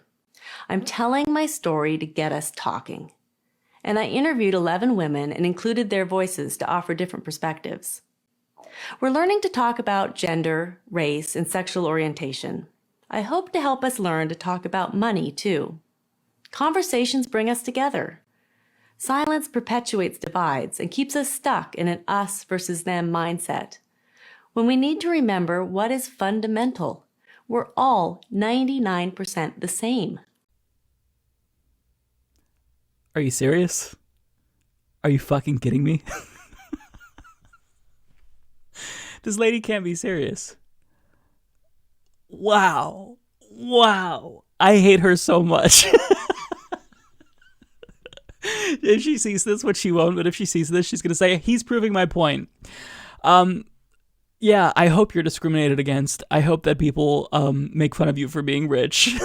Because fuck you. Like, in case you missed it at the end, she literally compared gender, sexual orientation, and race to being wealthy. As if being wealthy makes you similarly situated to a marginalized community. As if being rich lends to a life of discrimination comparable to being a Black American. Oh my God. This lady is delusional. Now, a couple things she said stood out to me. She said, I hadn't escaped my worries or insecurities. My feelings still got hurt. Well, it's not like being rich is going to shield you from, getting your feelings hurt. You're still a human being, obviously. But we also have these same feelings of emotion. It's just the difference is that you have a lot of money to make you feel a lot better, right? So if your feelings get hurt, you can, I don't know, go on a vacation as long as you want to. You could stop working for the rest of your life if your feelings get hurt, whereas the working class, they don't have that luxury. So it's not like we're saying, oh, well, you're a robot and all of your problems as an individual human being are solved if you're rich. Nobody's alleging that.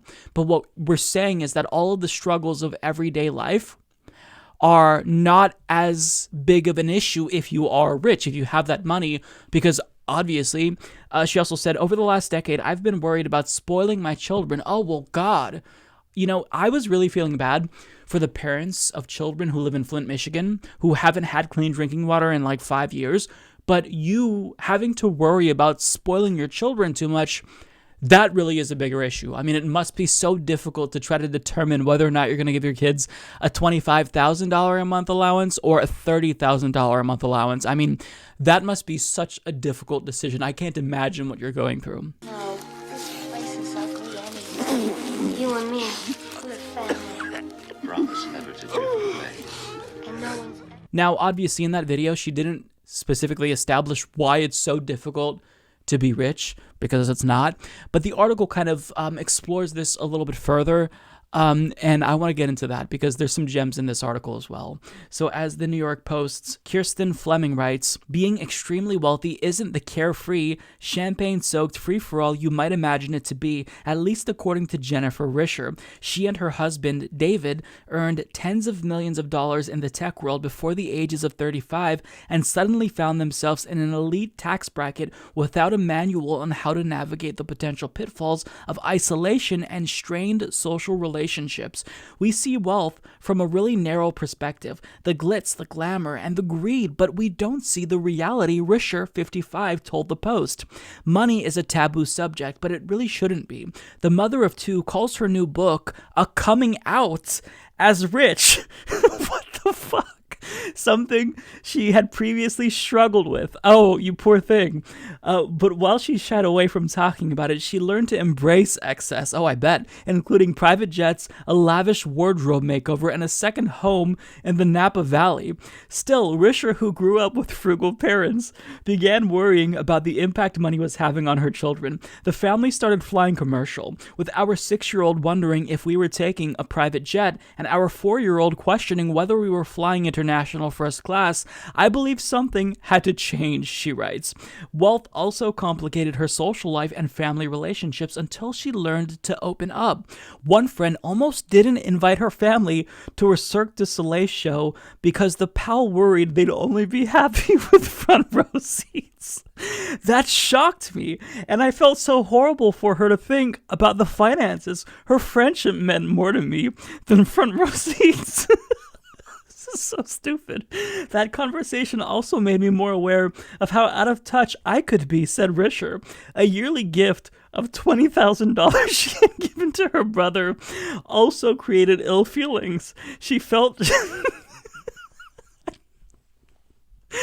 This is so stupid. She also felt he was unappreciative. But she later learned he simply felt awkward. We were able to connect as two people who loved and trusted one another. Risher believes it's more important than ever for the rich to start talking about money. Our silence keeps the status quo in place and keeps us from examining our relationship with money. It keeps us in our bubble and unaware. It keeps us stuck in that us versus them mindset, she said. Still, to this day, I drive around the block looking for free parking, said Risher. I will say, come on, just park in a lot or pay an ATM fee. It takes a conscious shift to remind myself. Wow. Well, you know, I'm sure that all of the poor people in that area really appreciate you taking up one of the few free parking spaces available so you can feel more humble. I mean, this is insane. This is insane. So your pitch to us is that it's hard to be rich. Here are the issues, and this is exactly what I would expect the only issues rich people deal with would be. Oh, well, you know, I gave my brother $20,000 and he didn't seem appreciative, but it was awkward. I mean, what do you want him to do? $20,000 to a multi-millionaire is nothing. Do you want him to get on the floor and kiss your feet? What do you want him to do? Have some perspective. That's so weird. Now, what I love is that She's so out of touch, she claims that if rich people don't open up and talk about their wealth and being rich, it keeps us in our bubble and unaware. So understand what she's saying here. In order to not be in a rich person bubble, she has to open up and talk about her rich. She has to explain to us what it's like to be rich. That's going to keep her out of her bubble. That's going to keep her humble, not actually like socializing with people who are on the lower brackets on the income ladder, like not actually talking to the peasants. It's her talking at us about how difficult it is for her to be rich. That's what's going to keep her out of her bubble. Lady, you're delusional. And she literally is like co-opting the language of social justice to apply it to her lifestyle as a millionaire, saying how difficult it was for her to come out. Oh, well, I mean, I can only imagine. Look, when I told my family I was gay, I was told that I was a faggot and to kill myself, but I'm pretty sure it was more difficult for you coming out and telling people, hey, everyone, I have millions of dollars. What the fuck? This lady is psychopathic. And I love the story about how her friends almost didn't invite her to a Cirque du Soleil show because they were worried that they wouldn't be happy with front row seats. So it's not like they didn't invite you. They did invite you. I mean, I don't know what she's thinking. And her timing is really off. Like at a time when millions of Americans are losing their jobs because of this global pandemic, at a time when we have no idea how many families will be evicted come January 1st, because Trump's moratorium on evictions expires on December 31st. So on January 1st, millions of Americans are going to have to pay months worth of rent. Otherwise, they're going to be evicted. And she's releasing this book now, at this time, to explain to us how difficult it is to be rich. And she is likening her experience of being rich to the experience of marginalized groups, like the LGBTQ community and black people. I mean, if your goal was to prove to us that rich people are just like everyone else, this is not going to help you out with that goal. And in that video, I forgot to mention this, but in the video we talked about earlier, she discussed how in her book she's talking, even though it's a memoir, she's talking to 11 other women. Like, I think that she was trying to get us to give her like a Yas Queen because she's talking to rich women. But look, I don't care what the identity is of the rich person. Fuck you. Pay your taxes. Stop being so fucking greedy. Stop being so narcissistic and self-centered as you are. And, like, just shut the fuck up. People don't know how to put food on the table, and you're complaining about whether or not you may or may not be spoiling your children. Like, read the room, lady. Read the fucking room. What is wrong with you? Like, this is exactly what you expect from a late-stage capitalist society. Like, rather than actually talking about redistributing wealth, taxing these ghouls, like, we're trying to figure out a way to create some sort of social movement to be more accepting of rich people who have everything. You're not the victim. You're not being discriminated against. And to the extent that you are discriminated against, I think it's good. Because we live in this society where people are encouraged to flaunt their wealth. Like, go to YouTube's trending page and you see like a bunch of dickhead influencers, like with a thumbnail of them and a Lamborghini saying, I just bought my friend a new car, or I'm giving away this private island that I chose to buy. I mean, like, this is what we see. Like, people are flaunting their wealth. So, you know, if anything, to the extent that rich people are feeling like they should be quiet about their wealth, at a time when people can't put food on the table and they're losing their jobs, I'd say, yeah, that's probably a good idea. You should probably shut the fuck up right now. And I'm sorry if that makes me bigoted to tell you to shut the fuck up as a rich person. But, I mean, I don't know what you want from me. Who cares? Nobody cares that you are feeling, discriminated against because you're rich. Cry about it. Eat shit, lady. Like, fuck off.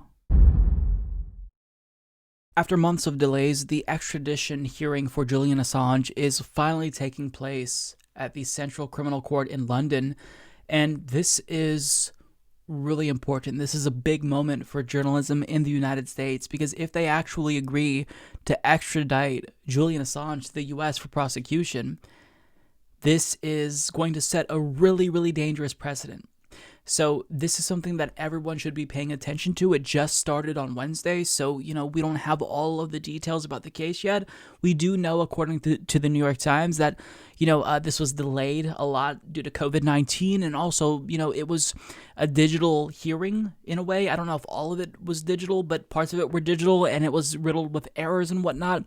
But in spite of that, there are still people showing up. There are protesters outside calling on them to not extradite Julian Assange to the U.S.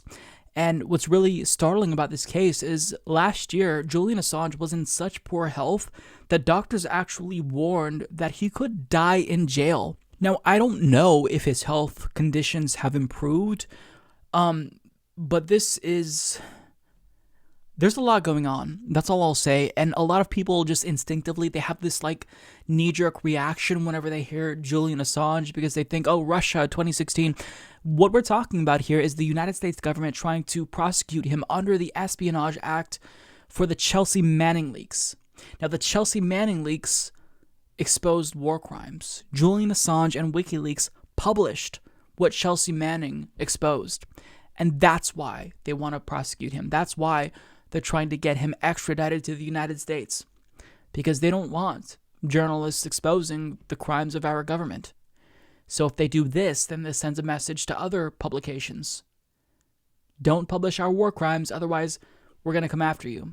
Now, thankfully, someone who has a lot of credibility and legitimacy when it comes to whistleblowing, Daniel Ellsberg, is speaking out on behalf of Julian Assange, and he penned a letter defending Julian Assange. So as Brett Wilkins of Common Dreams reports, Daniel Ellsberg, who famously leaked the Pentagon Papers exposing U.S. lies and crimes in Southeast Asia, told a British court on Tuesday that the U.S. government is seeking both revenge against WikiLeaks founder Julian Assange and to crush future whistleblowers with its extradition attempt. Ellsberg's 8-page written statement to the London court considering a U.S. request to extradite Assange was an incisive statement of support for the 49-year-old Australian who has been jailed in the UK since 2019 for avoiding a 2010 international arrest warrant from Sweden for alleged sex offenses. Assange's imprisonment followed a nearly 7-year period of political asylum granted by Ecuador, which agreed he could face political persecution if extradited to Sweden or the US, spent entirely in the South American nation's London embassy. Last year, Nils Melzer, the United Nations Special Rapporteur on Torture, repeatedly called the cumulative effects of the US, Britain, and Sweden ganging up on Assange a form of psychological torture. The Trump administration last year formally requested Britain's extradition of Assange under the 1917 Espionage Act and the Computer Fraud and Abuse Act. U.S. authorities accuse him of conspiring to hack government computers and illegally disclosing classified and sensitive national defense information. Critics from both sides of the mainstream political aisle have called Assange's actions reckless. At the height of WikiLeaks revelations, some leading Republicans and Donald Trump called for his execution. However, Ellsberg refuted claims that Assange acted in such a manner, asserting in the court statement that his approach was the exact opposite of reckless and that Assange would not willfully expose others to harm. Ellsberg also noted that very frequently the claim for national security has been erected to obscure illegality and deceit, often on a major scale, and argued that the closest similarities between his and Assange's cases include the manner in which the exposure of illegality and criminal acts institutionally and by individuals was intended to be crushed by the administration carrying out those illegalities. This, Ellsberg argued, is in part in revenge for revealing wrongdoing, as well as an attempt to crush all such future exposure of the truth. I have closely observed the actions of the U.S. government, its military, and its intelligence agency, the CIA, and that the actions in question were never intended to be revealed, including rendition and torture, the use of black sites, and crimes against humanity, wrote Ellsberg. Among the most important documents shared by WikiLeaks were the Afghanistan and Iraq war logs, which revealed war crimes, including mass killing of civilians, extrajudicial killing, torture, corruption, and other crimes and abuses committed by the U.S. and coalition forces and the governments of Afghanistan and Iraq. So this is a really important statement that Daniel Ellsberg released, and I'm really thankful that he did just that, because someone like him has credibility. Someone like him is needed. His voice is crucial here, because what he did wasn't easy. What he did was very difficult and risky. But now we can look back, having hindsight, and see that Daniel Ellsberg was correct to release the Pentagon Papers. So, for him to say this about Julian Assange and how maybe we need more foresight with regard to this case, maybe we're going to make the same mistake and demonize him, when in actuality, what he did was noble in publishing those leaks. It's important, it's needed. And politicians on both sides of the aisle, as the article pointed out, or Ellsberg's letter pointed out, they kind of seem to be in agreement. Like, I went to a town hall with Jeff Merkley, one of the most progressive senators in the United States, and I asked him about this. I asked him what he could do to stop Donald Trump from prosecuting Julian Assange under the Espionage Act, because I was worried about the impact that this would have on journalism and the First Amendment in this country. And when I made that statement, like when I asked him this question, people were like audibly sighing when they heard me say Julian Assange, because liberals are so like programmed to hate Julian Assange because they link him to WikiLeaks and link WikiLeaks to Russia more specifically, that like it was heresy to bring up how this is important and there's a broader issue that could set a really dangerous precedent going forward. And Jeff Merkley's response was dog shit, basically. He just said, well, I'll look into that. I basically got a non-answer, right?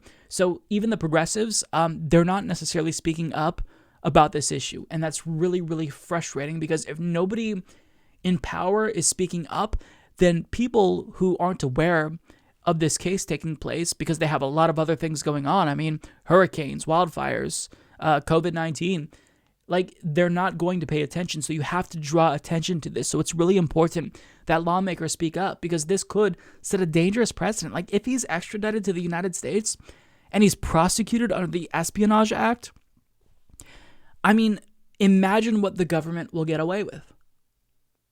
This sends a message to everyone else. And whenever some other whistleblower wants to come forward exposing the government's war crimes, a publication is not going to want to publish this, because they saw what the U.S. government did to Julian Assange, if they in fact follow through with this, if he gets extradited, and they're just going to think it's too risky. So then we won't know what abuses of power our government is committing, either at home or abroad. So I really, really hope that he's not extradited. I hope that his health improves. But we'll just have to really follow this case closely. It's super important. So if you weren't aware of this taking place this week, and I don't necessarily blame you since it's been delayed a lot, definitely pay attention to this, because there is a lot at stake here. So it's no secret that the Democratic Party and its loyalists do not like the Green Party. In fact, they loathe the Green Party, and it's not necessarily because of the policies that the Green Party supports. It's because the Green Party is seen as a competitor to the Democratic Party, and they primarily dislike them because they view the Greens as spoilers in elections, predominantly presidential elections. Now, on this program, I have talked repeatedly about the electoral reform that we can implement, that Democrats could implement, that's relatively easy, that would stop this from being an issue. If you are worried about the spoiler effect, there are measures you can take to minimize the threat of spoilage. But Democrats aren't opting for electoral reform. Rather, they are waging a war on the Green Party, and they're going about minimizing the effect of spoilage in a much more aggressive way. So this article from the Texas Tribune kind of sheds light on that. Quote, Texas Democrats are successfully suing to kick Green Party candidates off the November ballot. Democrats won legal rulings Wednesday blocking Green Party nominees for U.S. Senate, Railroad Commissioner, and the 21st Congressional District from appearing on the November ballot. Now, the article goes on to explain, state and national Democrats are waging a legal offensive to kick Green Party candidates off the ballot in some of Texas's highest profile races this fall, and they are seeing success. The Democrats are largely targeting Green Party candidates because they have not paid filing fees, a new requirement for third parties under a law passed by the legislature last year. The filing fees were already required of Democratic and Republican candidates. Multiple lawsuits that remain pending are challenging the new law, and the Green Party of Texas has been upfront that most of its candidates are not paying the fees while they await a resolution to the litigation. The Green Party argues that the filing fees, which go up to $5,000 for a U.S. Senate race, are an unconstitutional burden. It has also pointed out that the fees normally go toward primaries, something neither the Green nor Libertarian parties conducts because both nominate their candidates at conventions. Only 2 of the Green Party's 8 nominees for November have submitted the fees, according to the Secretary of State. Responding to Wednesday's rulings, the Texas Green Party said the legal challenges were suspiciously timed, coming after the Monday deadline for write-in candidates to file with the state and days before a series of deadlines finalizing the November ballot. Now, Texas isn't the only state where the Green Party's voters are being disenfranchised. It's also happening in other states across the country. This is kind of a national strategy that Democrats seem to be pursuing, and I'm not necessarily saying that this is the agenda of the National Democratic Party because it's very decentralized and oftentimes it occurs at the state level, but Democrats are in fact trying to get the Greens off the ballot, and this just happened in Wisconsin. So now in the state of Wisconsin in 2020, Howie Hawkins and Angela Walker, the Green Party nominees, will not be on the ballot. So as the Washington Post explains, the Wisconsin Supreme Court ruled Monday that the Green Party presidential ticket is ineligible to appear on the state ballot, a relief for state and local election officials who feared an addition at this late date would upend election preparations. The decision comes after the Wisconsin Elections Commission declined on August 20th to put presidential contender Howie Hawkins and his Green Party running mate Angela Walker on the November 3rd ballot because their signature petitions featured 2 different addresses for Walker. State election officials had argued that the campaign failed to fix the discrepancy according to state requirements. A reversal of that decision would have triggered a scramble across the state among election officials who would have had to order new ballots and find the money to pay for them, while facing imminent state and federal deadlines to send them to voters. Now, CNN adds Democrats will claim the ruling as a win for their nominee, Joe Biden, because Hawkins could have played spoiler in a state that had one of the closest margins in 2016. In 2016, Green Party candidate Jill Stein received 31,072 votes in Wisconsin, more than the 22,748 vote margin that handed Trump a victory in the state over Democratic nominee Hillary Clinton. Now, I included those last 2 paragraphs from CNN because I've heard this argument a lot, not just from pundits, not just from Democratic Party officials, but from a lot of individuals who are concerned about the spoiler effect. And it's interesting because it makes a really bold assumption. It assumes that all of those votes that went to Jill Stein would have automatically went to Hillary Clinton if Jill Stein wasn't an option, if she wasn't on the ballot in 2016. However, if you're going to assume that Jill Stein played spoiler to Hillary Clinton, you also have to assume that Gary Johnson played spoiler to Donald Trump.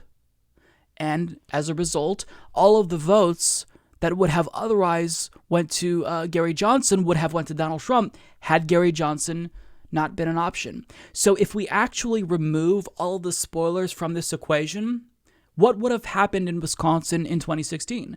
Well, Gary Johnson got 3 times more votes than Jill Stein. So technically, he was actually a bigger spoiler than Jill Stein. So let's take both of these spoilers out of the equation and distribute both of their vote totals to Hillary Clinton and Donald Trump.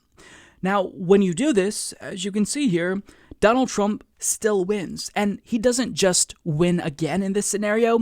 He actually increases his margin of victory. So if we're talking about spoilers in Wisconsin, the spoiler effect actually helped Democrats in this instance if we're going to accept this notion that, those votes would have automatically went to one of the 2 main parties had the spoiler options not been on the ballot. But there's this assumption that when we're talking about the spoiler effect, it automatically harms Democrats. But it goes both ways. Again, if you assume that all of those votes that went to Jill Stein would have went to Hillary Clinton if Jill Stein wasn't an option, you have to assume the same if you're logical on the other side, because the Libertarian Party is more closer to Republicans ideologically than they are to Democrats and the Green Party. So you have to assume that if Jill Stein was a spoiler for Hillary Clinton, Gary Johnson was a spoiler for Donald Trump, but removing both spoilers still doesn't help Hillary Clinton. She still loses, but loses by a larger margin because the spoiler effect helped the Democrats in Wisconsin, but Hillary Clinton still lost. But let's kind of put aside whether or not Jill Stein was or wasn't a spoiler, in spite of the reality of the spoiler effect, which is a real thing in many instances. Is it democratic to remove a party off of the ballot to prevent spoilage? I would argue not only that it's undemocratic, but it's a form of voter suppression. It is a form of voter suppression. Because in a country where, like 1/3 of Americans don't vote, maybe larger. We need people to vote. We need them to participate in democracy, because if people don't partake in the process, democracy dies. So we need there to be some sort of buy-in, and just getting people to vote in and of itself is a challenge. But if you're discouraging them from voting, not only is that bad for democracy, but it could end up being counterproductive, because let's say somebody in Wisconsin didn't actually want to support Hillary Clinton, but they came out to vote for Jill Stein. Well, the presidential race isn't the only race taking place. Maybe there wasn't a good Green Party option for the U.S. Senate or their House representative. So now, if those voters who were only coming out to vote for Jill Stein don't have that option, or didn't have that option in 2016, maybe now we're not helping down ballot Democrats. Because I voted for Jill Stein in 2016, but then down the ticket, I voted for Democrats. And I say this as someone who lives in a deep blue state. I would actually vote for Joe Biden, or would have voted for Hillary Clinton in 2016 had I lived in a battleground state. But I acknowledge that even in these swing states, there are going to be people that aren't going to do that. They're not going to do what I would do. People are going to vote third party. That's just a fact of reality. Third parties exist in every single democracy around the world, including in two-party systems. That is a fact of reality. You are never going to get away from that. Third parties exist in democracies, and even if they're never going to win, or they're not electorally successful most of the time, the fact that they exist means democracy is working. But once you start shutting them out, that means democracy isn't working. And I think Owen Higgins put it best. 100% going to be one of those moments we look back on in 5 to 10 years as a precursor to something worse, and all the people you see celebrating it today will be oh so confused. And I say this because it's troubling to see Democrats celebrate this. Celebrate the Greens getting kicked off the ballot. You can simultaneously acknowledge that the Greens could potentially be a spoiler in some instances, but also acknowledge that third parties and independents will always be on the ballots in our system, even in two-party systems. That's something that all democracies have to deal with. Even in Canada, they have basically a multi-party system. I mean, it's still pretty majoritarian. You usually just have either the conservatives or the liberals in power in government, but even in certain ridings, you have to determine, do I want to vote for NDP, which is the more left-wing party, if that means that the liberals will be less likely to defeat the conservative? I mean, this is something that you have to grapple with as a democracy. It's one of the things that comes with democracy. They're always going to exist. Now, you can choose to suppress them and suppress votes of these parties, or you can choose to do electoral reform. But Democrats haven't pursued that, and instead they are celebrating Greens getting kicked off the ballot.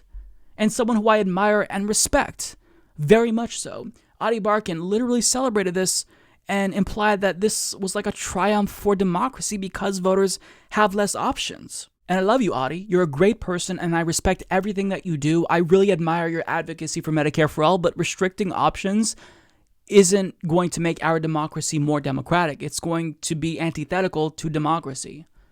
Because again, even if you're worried about the spoiler effect, that's democracy. Too bad. Win over those votes or do electoral reform. And here's the thing, Democrats have been worried about the Green Party now for decades. Even back in the 90s, there were articles from the New York Times of Democrats speaking out about how they're worried about the rise of the Green Party, and this came after Bill Clinton's third way approach drove a lot of people out of the Democratic Party, and they started to gravitate more towards the Green Party. And decades have passed, but what have Democrats done to minimize the spoiler effect? Not a single goddamn thing, unless we're talking about voter suppression and trying to kick the Greens off the ballots or try to disenfranchise Green voters, kick them out of debates. Listen, if you truly are worried about the spoiler effect, you can try to kick the Greens off the ballot. That is one way to minimize the spoiler effect, but you're going to cultivate resentment. But a more powerful way of minimizing the spoiler effect is by instituting ranked choice voting nationwide. Democrats have been worried about the Green Party again for a really long time. They had a supermajority in 2009. Why didn't you institute ranked choice voting then? Hell, now there's a phenomenal bill by Don Byers Jr. It's H.R. 4000. This is called the Fair Representation Act, Do you know how many Democrats have co-sponsored this legislation? 6. 6 Democrats. All of them claim to be worried about the spoiler effect. Very few of them have co-sponsored this legislation. Has any member of Congress who's spoken out against the threat that Greens pose to our democracy co-sponsored this bill, which would move us to ranked choice voting? Make us more proportional? Well, no, because they don't want to do that.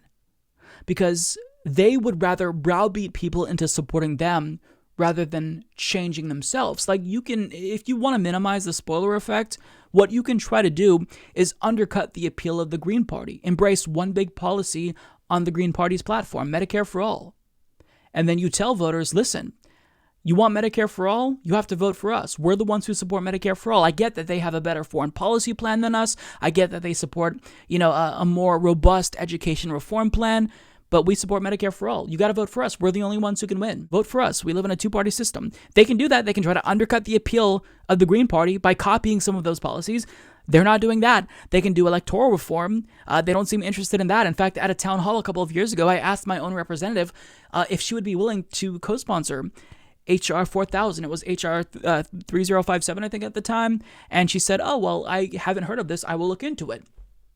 It's been a couple years. She hasn't co-sponsored it yet, so they don't seem interested in actually minimizing the spoiler effect because they don't want to share power. If they actually did ranked choice voting, that would lead to them losing power because people would gravitate more towards the Greens in many instances if they weren't worried about the spoiler effect. But because normal voters themselves are worried about the spoiler effect, that's why Duverger's law is a thing. That's why we have the two-party duopoly. It's because nobody wants to spoil the vote, so they end up making a strategic choice to vote for one of the two main parties, so that way one of the worst options don't win. I mean, I would be doing this in a swing state. So at the end of the day, I'm not going to say that it's illegitimate to be, concerned about the spoiler effect, because I'm always concerned. Like, I was concerned about the spoiler effect during the Democratic Party primaries. I was worried that, the progressive or anti-establishment candidates would split the votes. I wanted everyone to kind of consolidate around Bernie Sanders so we'd have the best shot at winning. I mean, this is what you do. You have to be strategic, right?